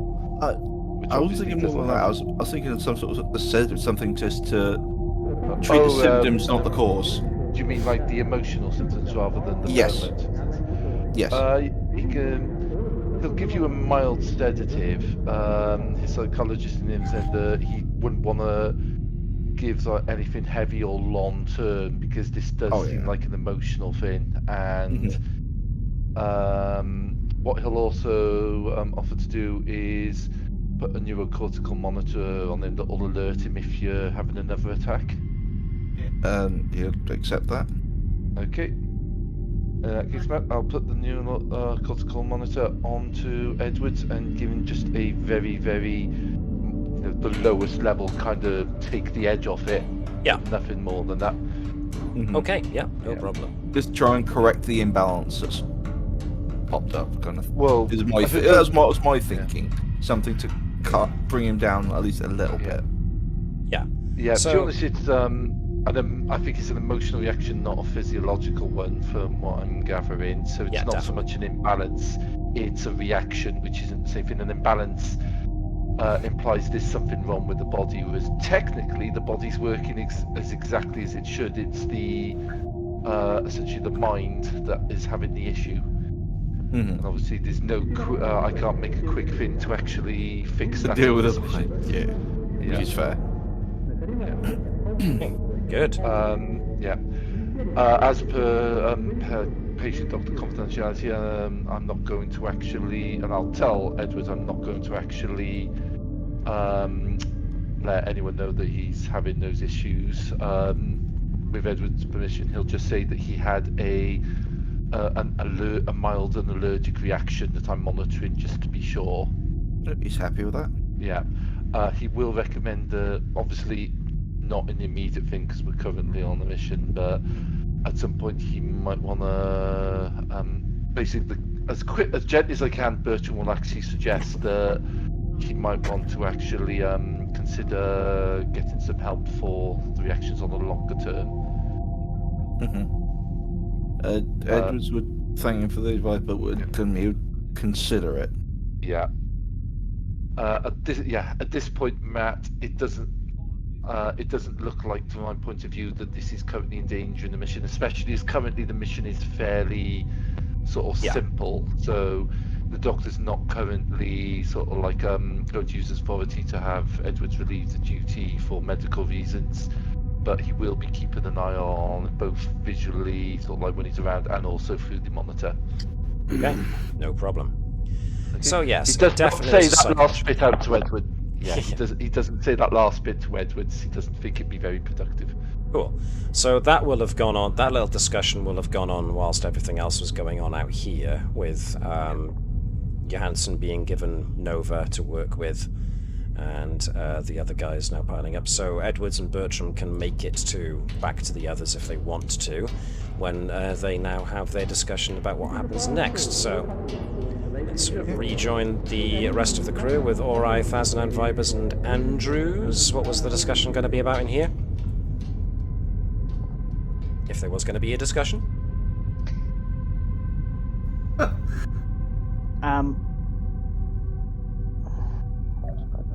Other than that, I'm just going to assume you get on the turbo left, ready to go back to the ship. Yeah, Captain, I'd like to return to the ship and try and see if we can coordinate those engineers. Fine with that, Commander. I'm just wondering myself whether I stay here for a bit. Now I'll come back to the ship. Okay. Everyone else go back to the ship too? That Nova is on a permanent open comms channel. Okay. Supervised. I mean, technically, you are supervised because the station commander outranks you. But he has no idea what he's dealing with, so... Yeah! I offered him your services. You still report to our ship, though. Alright. Initiating Nova babysitting parameters. So all of a sudden, Unit Hello's little eye blinkers go to suspicious eyes. Staring at Nova the entire time. And a second set appears on the back of the unit. Eyes in the back of the head. They don't do anything, they just blink. Googly eyes. Okay, so there's no real reason to stick around in the ops center, and the main transporter room is just down a couple of levels. And since Latude himself is probably dealing with transporting supplies on and off, the easiest thing to do is to just use the transporter pad on the station itself. So you guys can just as easily make your ways. You kind of inwardly wince as you wonder what the hell Nova's going to get up to, with the rest of you not here, but hey, what the hell. Hey, it's not our ship. Hey, it's so she can get that medal for leading an away team. Ah! Is this Now you get my cunning plan. Okay, so Nova is going to be trawling through systems documents to see if there's any kind of suspicious-looking access or anything that indicates that the integrity of the computer systems have been hacked in some fashion, so she's got a bit of a handful to go through. The rest of you are heading back to the ship, and you can do whatever you need to do with that. So you get into the turbo lift and start making your way towards the main transporter deck, which is when an explosion rocks the entire station. My God, no, from already. That didn't take her long. Oh, that thing you put to monitor Edwards is going to be interesting right now. Now, there is a bit of an aside that has to happen first, of course, but give me just a second or six. So those of you in the as you get into the turbo lift and start heading down, of course the big explosion happens, the lights flicker, and you feel the turbo lift kind of dive without support for a good bit before the emergency brakes ratchet on and bring you to a very abrupt halt. There's some kind of explosion from one of the panels and the lights flicker out, but a couple of seconds before that, let me ask for Sean, if you could give me... Ooh, this is going to be insight and... Can I get insight and engineering from Nova, please, with her focus on inner workings? I'm not going to tell you what the difficulty is.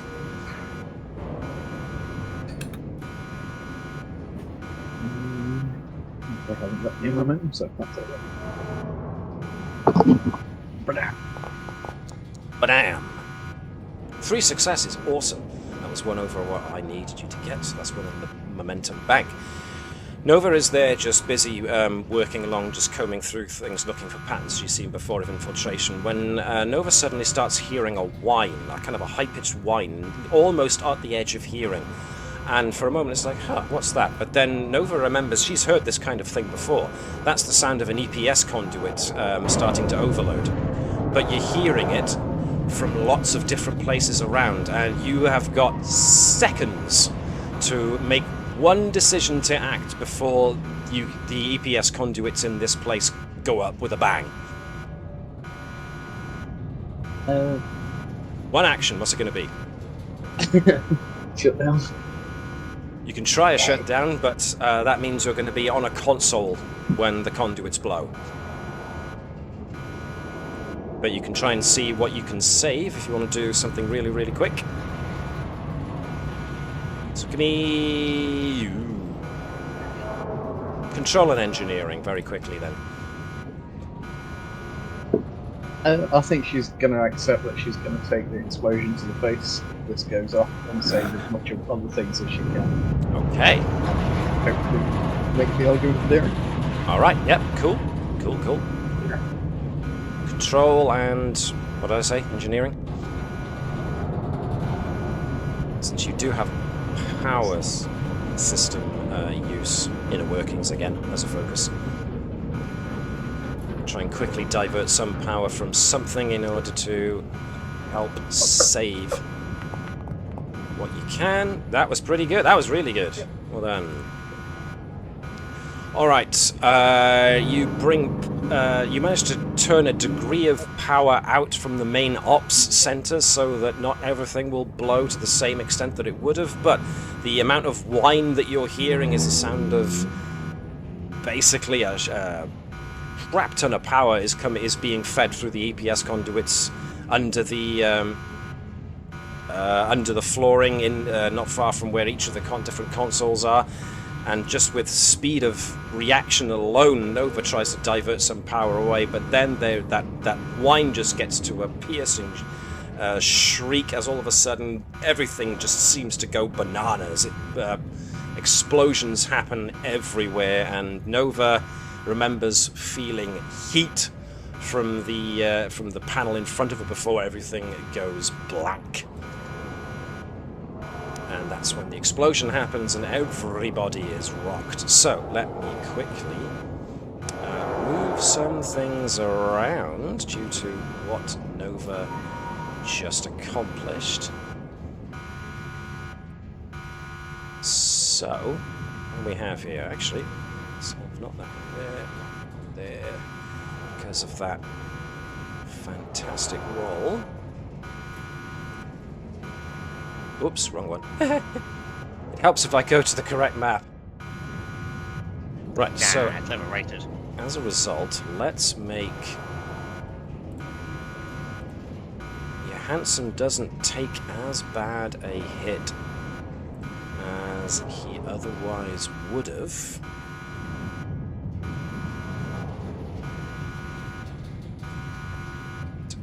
You also managed to save. Who's the guy next to you? That guy there. He is not going to be without taking something of a whack as well.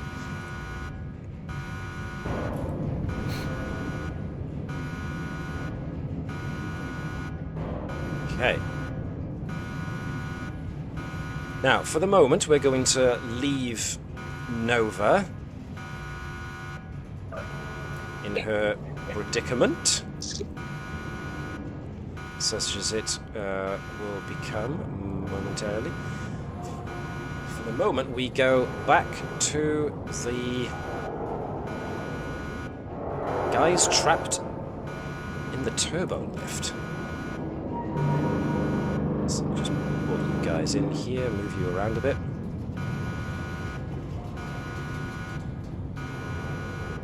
Now, as a result of being banged around like balls in a can, I am going to have everybody suffer a minor injury. So, like I have just done with Ori, if folks can access your character sheets for Andrews and Vibers and Bertram and Edwards and Thazanan, under the injuries bit, press the little plus button to create an injury, and I just want you to input bruises.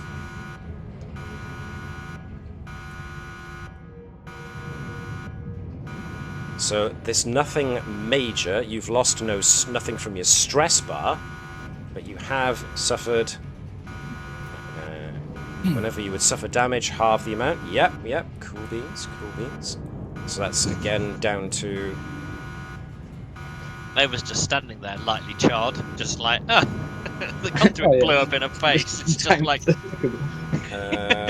just face planted the console to take the. I have got an ignore injury one somewhere. Yeah, so have I. I'm tempted to use the character. Well, that's funny because Nova has now got an injury. So.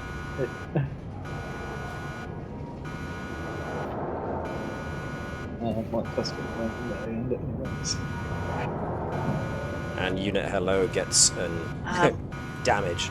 I am going to use this though. The silver bandage shield for wounds suffered in combat. I'm going to say ow, and it's going to sound like it came out of combat. No, right. Not in combat. So, the conditions: the character must have been injured as part of a mission. Once per mission, the character may avoid injury for 1 less momentum than usual. So essentially, if Nova or anybody else wants to use the silver bandage shield for wounds suffered in combat to avoid the injury, you've got to spend a point of momentum from the momentum pool, and there's only 2 in there currently. I'm using the character guide order to avoid injury. Okay. So a point of momentum will have to be spent. Actually, hang on. I'm sure I bought the character guide at one point. Apparently I didn't. Once per mission, when the character will suffer an injury, you may avoid injury for free. Okay. Yeah, that reads very similar to the one you've used before, Sean. So, yeah, okay. So, I think, Nova... is that the pike? Is it the pike medal? I think you've got the pike. Yeah. Right there. So, what I will say is Nova's stress level direct as a result. But, okay, yep. Use 1 momentum to avoid an injury.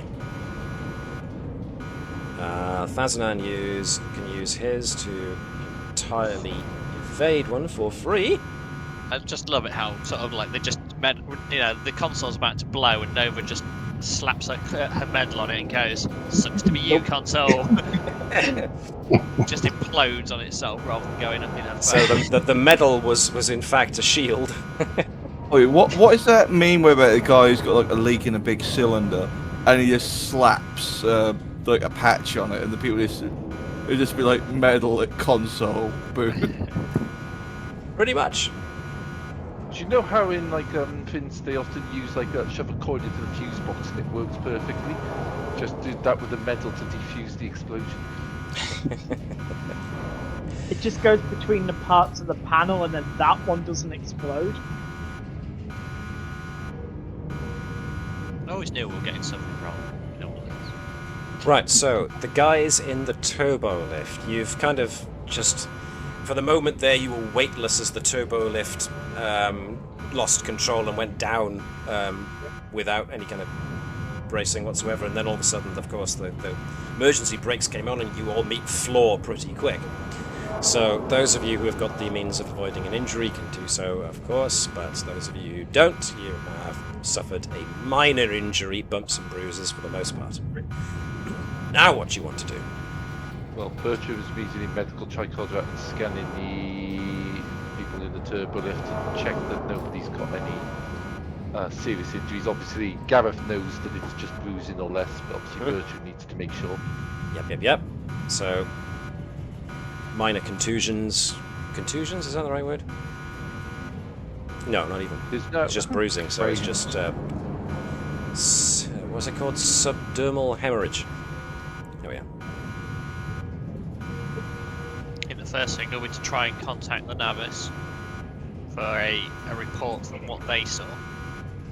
Okay. And to impound, I want that freighter impounding. So, slapping her comm badge, Andrews puts in a call to the Navis, at which point, of course, Keth comes on the line. Captain, we registered some kind of power spike in the engineering section of the station, and all of a sudden, well, boom! Is everybody alright? We're assessing the situation, Kev. I want that freighter impounded, and I want emergency response teams to the station. Do you understand? Freighter? Of course, Captain, but the freighter was actually still attached to its mooring when the explosion happened, and they've suffered structural damage too. You think they had something to do with it? I'm not ruling it out at this second in time, Commander. Very well. Now, I have to ask for clarification here, sorry, Captain. The usual Klingon method of impounding is to forcefully board the ship and apprehend all of those on board forcefully.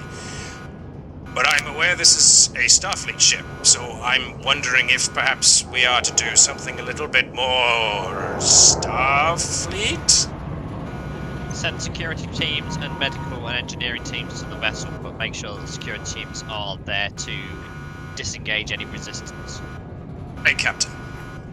We are reading a sudden decrease in life form readings, so it appears there have been some fatalities on the station. We're trying to get a read on the cause now, but the power fluctuation from the engineering section, it still appears to be... well, the power still seems to be fluctuating. Can we give our position to the Navis? Yes, they see where we are on the vessel. You can ask. Certainly. Yeah, so that would be my next question, and if that's the case, then I will ask for blah blah blah the Tude to try and get a transporter up so we can get to engineering, because we're in a fairly decent, well, just outside the engineering area to help assess and support, because it sounds like if the engineering section's gone up, the main reactor's probably damaged. Right you are, Captain. There seems to be some kind of... I think there's a leak going on in the engineering section. I don't like the readings. For safety's sake, I might have to transport you in just outside of the engineering section. Sensors are reading an awful lot of structural damage has also occurred through the majority of the station. So any assistance we send, engineering, repair teams or security, are going to have a hell of a time getting about. But I can transport you near to the engineering section forthwith, Captain. Give me just 1 second. Bertram, after hearing that, it's going to set its tricorder to start scanning for any sort of like radiation or other environmental things that it might cause that might cause harm. Okay. Vibes is going to do the same thing with his engineering tricorder because he still carries one as a matter of habit. Yeah, okay. Okay. I'm going to use my science tricorder. Everyone's just going to get tricorders out. I'm going to get my tactical tricorder out.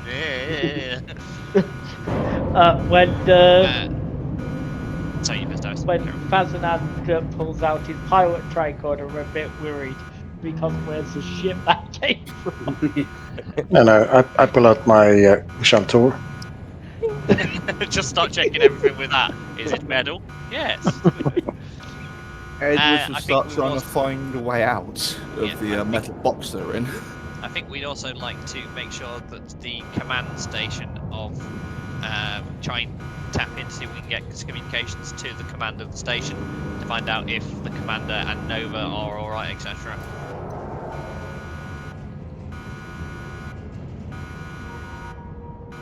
You are getting no response from Commander Johanson or from Lieutenant Nova.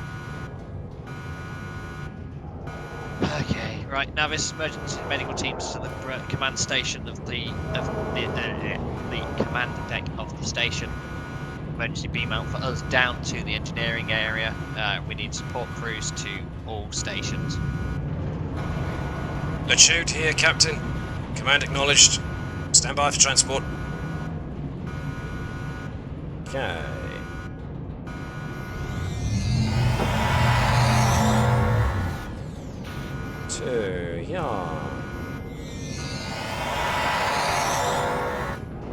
Engineering. Right, just as a brief thing, I'm just going to pop you guys here. And naturally, engineering, as soon as you transport down to it, the air is filled with the acrid tang of burning plastics and, well, electrical fires. And there is a very definite rumble going on beneath your feet as the decking seems to be vibrating a little bit more than it otherwise should. But before we deal with this properly, let's go back to the operations center as Nova starts to slowly regain consciousness. Nova finds the operations center pretty much a sparking ruin.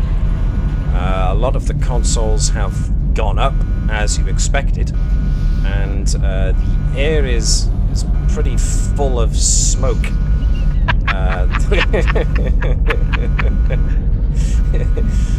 Yes, we are aware of that meme to which you were referring. It's very much the case. So yeah, it's it's dark. The lights aren't on. The place is illuminated only by the stark flashing of sparks, and the what few emergency lights still work. I think her first instinct would be to find people rather than check systems. Okay, so Hello is kind of hovering, but Hello's hover is kind of an uneven keel. At least one of his extendo arms is just hanging limp, and the face display keeps fuzzing a little bit. Other than that, Hello seems to have mostly just damage to its casing. Oh, it's got a sad face at the minute. It's like, eh. Well, I've just realised that Hello's got better medicine than Nova has, so I think she turns Hello to search around the people. Hello, rescue the people! No, rescue bots. And so she'd start trying to repair and get access to a console to stop anything else from exploding. Okay. We are going to bring, let's see, more than likely nurse new teeth, but we also have some other medical personnel we can bring on from the Navis. So let's see, who else would we have? Let's bring in, where's Tabitha? There she is, Tabitha Tomlin and Jenica Barony. Let's bring in the other two nurses. What about Nurse Bravo? Not bringing him on board, he's not allowed. Well, that depends. Do you want to bring your... where would you like who's now the next to... Let me actually form words here. I think if you want Nurse Bravo to come down along with these nurses, do you want Nurse Bravo to come in as well? I don't think he'd be here. We don't want to split. We want to split him from, like, if we're going to need him. We assume that he's on board, but not in this location. Or similar. What about an emotional support club? Yeah, emotional support club. I think it's more of one of them of the Navis crew would know what's the best situation to do, so that we would split like key personnel. So you would have a lieutenant with sort of like some ensigns to take control of scenes, etc. So he may not be with them, but he's on board. Okay. Okay. So, Nova and Unit Hello were looking around to try and see if they could find folks who are still alive, was it? She'd send Hello to look for people, and she'd focus on the computer because her medicine is terrible. Okay. Well, Nova gets no response whatsoever from the computer's power is completely out. Every console is either devoid of power or is a mangled ruin. Unit Hello, meanwhile, finds that Commander Erick Johanson took most of a... actually, plasma burns doesn't make it. He probably would have had...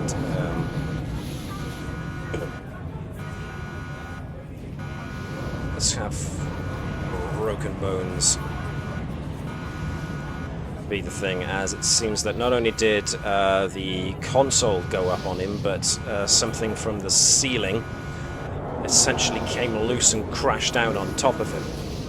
Meanwhile, one of the nearby science officers to Nova, thanks to Nova's quick thinking, suffered superficial shrapnel damage from basically the glass plastic casing of the console going up in his face, but is still alive. He's just got lacerations. So both of them are alive, but a cursory evaluation of other personnel on the bridge, the operations center, suggests that those are the only two survivors. Of course, then the nurses turn up.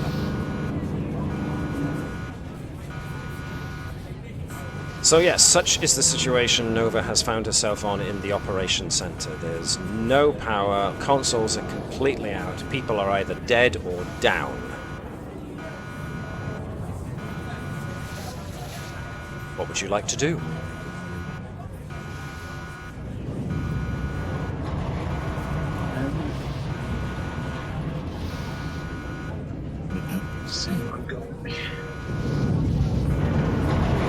I think we'd start taking apart the phases, tricorders, and anything she can take off the nurses to create a rudimentary battery for the central command console and start trying to put something into that. So you can try and get some reading out of our console. Cool. Okay, let's do that then. This is going to be daring and engineering. So essentially, Nurse Tomlin here is trying to check Nova for wounds, but Nova is like, oh, hang on, let me borrow that, and just nicks one of her pieces of equipment. At which point, she just Nurse Tomlin just gives up trying to get Nova to stand still and realizes that now she's got something to tinker with. She's actually holding still, more or less, or just staying in the same position. So she uses that as an excuse to give her a medical once-over with the tricorder. But tinkering. So you select a single focus. Once per mission, when the character spends a point of determination on a task, you receive the benefits of spending 2. Nice. Okay. So, yep, daring and engineering. Oof. 7. Good lord. So suddenly there's a full momentum pool. Shoop. Suddenly everyone's feeling very momentumed. Momentum's not usually a verb, but I've just created one. It is now. Everyone's feeling a lot more inspired all of a sudden. Wow, we're in a horrible situation, but for some reason I feel like we're going to be okay. Anyway. Alright, so breaking apart the battery pack of whatever piece of equipment Nurse Tomlin used to have on her, and wiring it in as a very, very jury-rigged battery backup, Nova is able to bring up the CIC briefly. It's only got moments of power left on it, so you have got probably the opportunity to do one thing with it. So what would you like to do?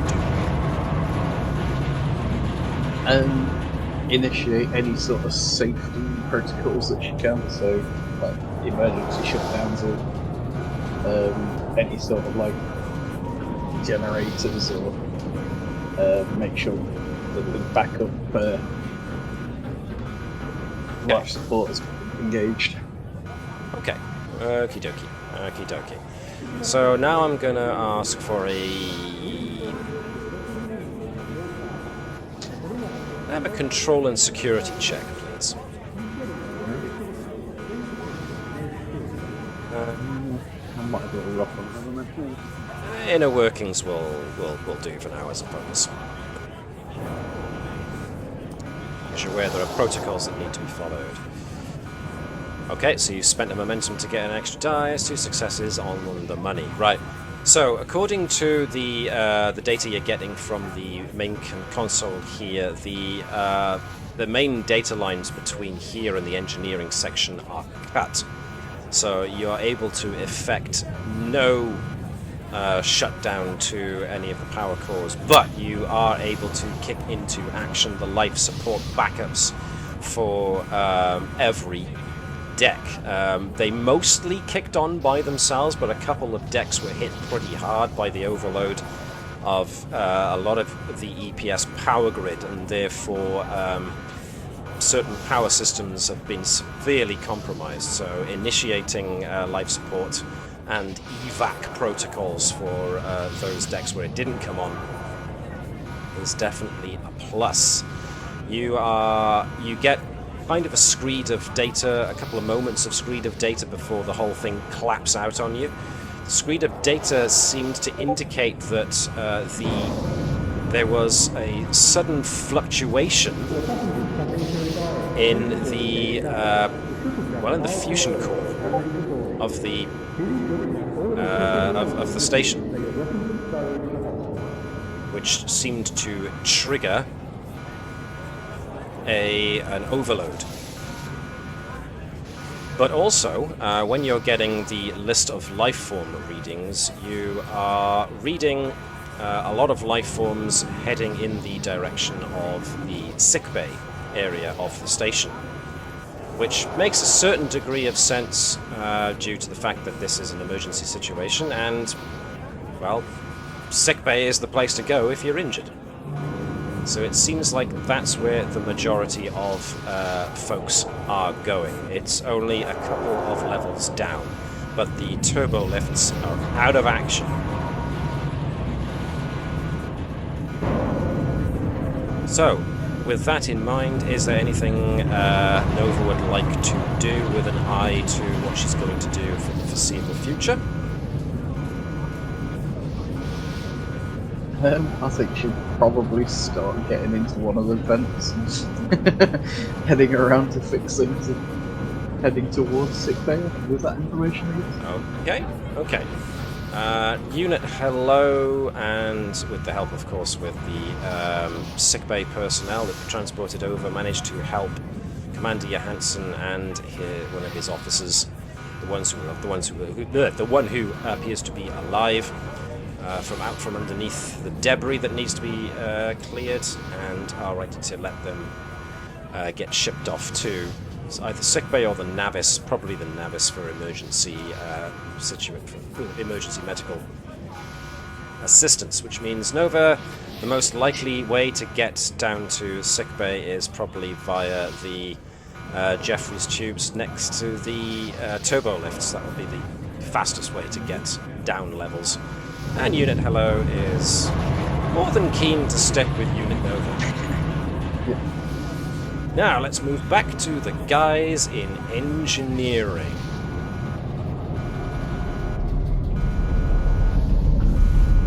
So the situation here seems pretty dire. You don't have any emergency equipment on you at the moment, so the burning materials does sting to breathe in.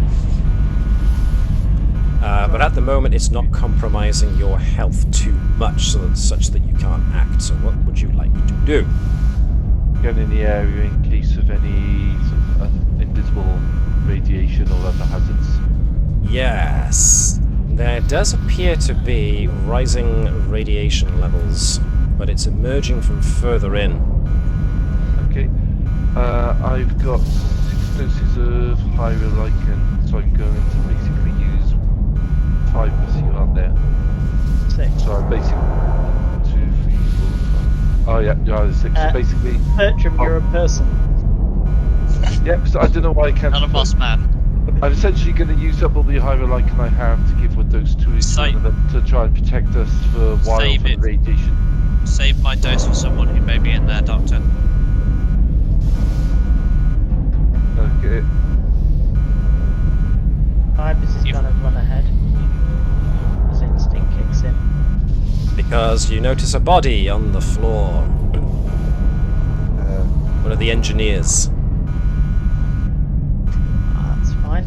This place is in a proper state. Yeah, I would probably say that, Andrews would order Vibers, Edwards to go forwards. I think Keval and Andrews on fire suppression, or I assisting Bertram. Bertram looking for survivors. Okay. Speaking of, so when Edwards and Vibers get to the main core, the main fusion core of the station, this place is a nightmare. It is a ruin of epic proportions. Very little of this place still appears to be intact, and yet strangely, the main core itself, even though it's got a crack running down it, which more than likely is where the radiation's coming from, is still in operation. There's still light coming from within, and there is still someone moving. So as soon as you get to this point and make your way past the gaping hole from which there is smoke and fire emerging, as soon as you come into the main fusion core proper, you notice there is still one person still living, and it appears to be a Kzinti. For those who don't remember who the Kzinti are, I refer you to Star Trek the Animated Series. They are similar to the Cations in that they are a feline humanoid species, but they were originally a lot more aggressive and more isolationist than the Cations were. But this one is not only a Kzinti, he is a member of Starfleet. He has got a very ragged and ripped, burned engineer's uniform on, and he is there fretting over the core as he's on his knees trying to fit this thing back in. Then he notices Vibers and Edwards come in. Chief, where do you need us? Engineer help, yes? Yes, Commander Vibers and Lieutenant Edwards from the Navis. We're here to help, and we're here to try and see if we can get this spot so it's no longer critical. Where do you need us? What's the biggest problem? Oh, core is breached somehow. I am Rask Engineer. Lieutenant Rask Engineer. Are the ejections and systems for dumping the core still working? Negative. Ejection systems are not operational. Bloody nothing is. Whole system appears compromised.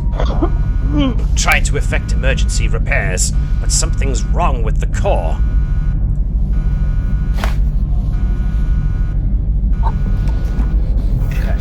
Massive feedback came from the core. Not sure why. All of a sudden, just boom.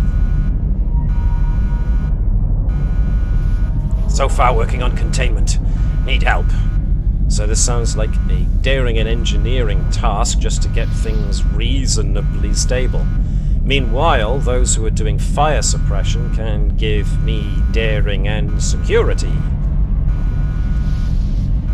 Anybody looking for survivors can, of course, give me insight and medicine. Can we do that? That sounds like Orion and Bertram were given that task to me, so... Okay. One success. Okay. Insight and medicine. Yes, please.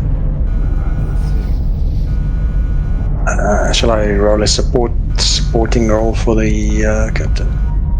I'm 11-5. Daring security. Well, I'll be supporting yep. you, Vibers, so you will roll first. So I'll support. Okay. Alright then. Yeah, fires and Andorians do not go together very, very well at all. So, Fire. Bazanan is less than keen to get near something so hot. That's not alright. That's what I'm thinking. I was about to make a similar joke, but thank you for getting there first. 4 successes. And you don't get it back. But you get more than... Alright, so the fires are coming under control very quickly. Sadly, Orion and Bertram looking for any survivors. This place is obviously the origin point of some kind of massive explosion, detonation. It's not clear, but whatever happened ripped this place apart. There's only one survivor that you can hear is actually talking at all. That seems to be whoever is the person that is talking with Vibers and Edwards at this specific point in time. I'll report the findings to Andrews. But it seems that there are no survivors in the engineering section whatsoever except for the chief engineer. If he is indeed the chief engineer. So, from... He is now. He is now. Yeah. He's got no choice in the matter. Can I have Edwards and Vibers give daring and engineering checks, or have you already given them? Individual or together? To you? Probably together. Okay. Now, I'm using that 3 lifetimes of adventure. because Okay. I have had at least 2 lifetimes dealing with major core issues and end of things exploding, and we're all doomed. It's killed me once, it's not doing it again. Yes, indeed. This does seem hauntingly familiar. 6 successes. Okay. So the 3 of you working furiously together as quick as you possibly can. You haven't got the equipment. There's very little that's still intact enough around here for you to do other than a bodge patch job.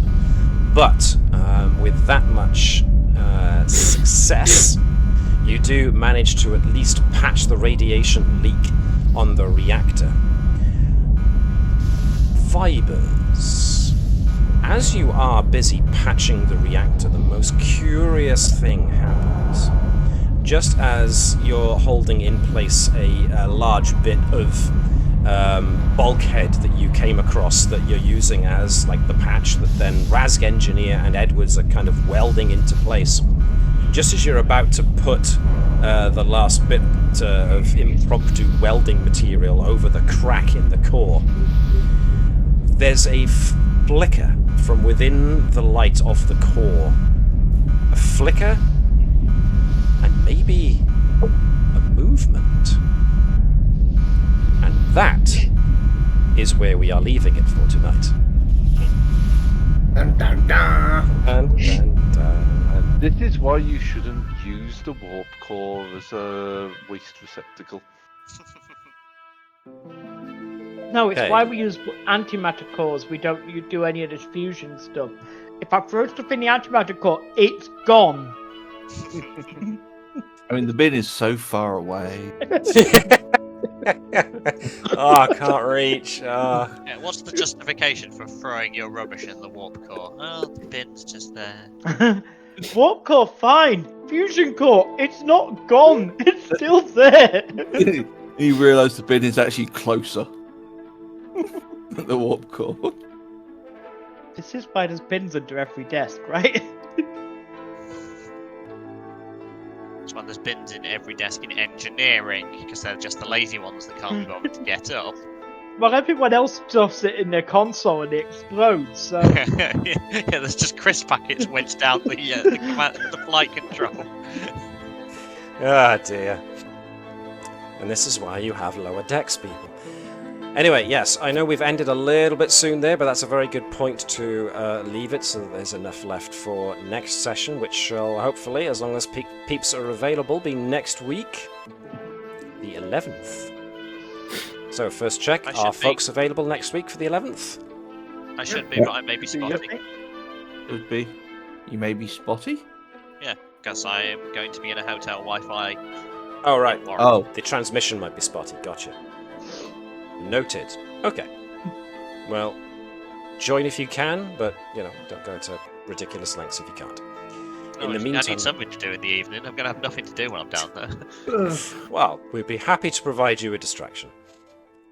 Okay, so if folks are all good for next week, then I will go to the rest of you and thank everybody for tuning in to the stream. I hope you enjoyed it as much as we seemed to. I get that most of the first hour was pretty much messing around with science, but hey, We love our science. Hey. Nevertheless, in this case, I will thank everybody for tuning in. If you're watching this on YouTube, then please consider giving us a like if you enjoyed it. It helps us out with our Lord and Master, the algorithm. Say it with me, folks. All hail the algorithm. And if you want to know when our videos on our channel drop, then consider subscribing and hitting the bell icon to get notified. In the meantime, he's expanding. I am. My vocabulary is eventually getting to the same level as other YouTubers, but in the meantime, I will ask you all to do like the Vulcans do, in which case is, first of all, is live long and prosper, and in this case, consider the ramifications of getting promoted to be, at least temporarily, be first officer to a Klingon engineer. It would probably be a very interesting evening, especially consider that the situation on the station is getting very, very hairy at the moment. But I will also ask you to engage in infinite diversity and infinite combinations. The world continues to be a very wacky place at this specific moment in time. So look for your hope and fun where you can get it. Treat each other with kindness and respect, because who else is gonna? And we will see you next week, folks. And unless my peeps here have got anything to add, then I will wish you all a very good night, and we will see you when we see you next. Hailing frequencies are now closed.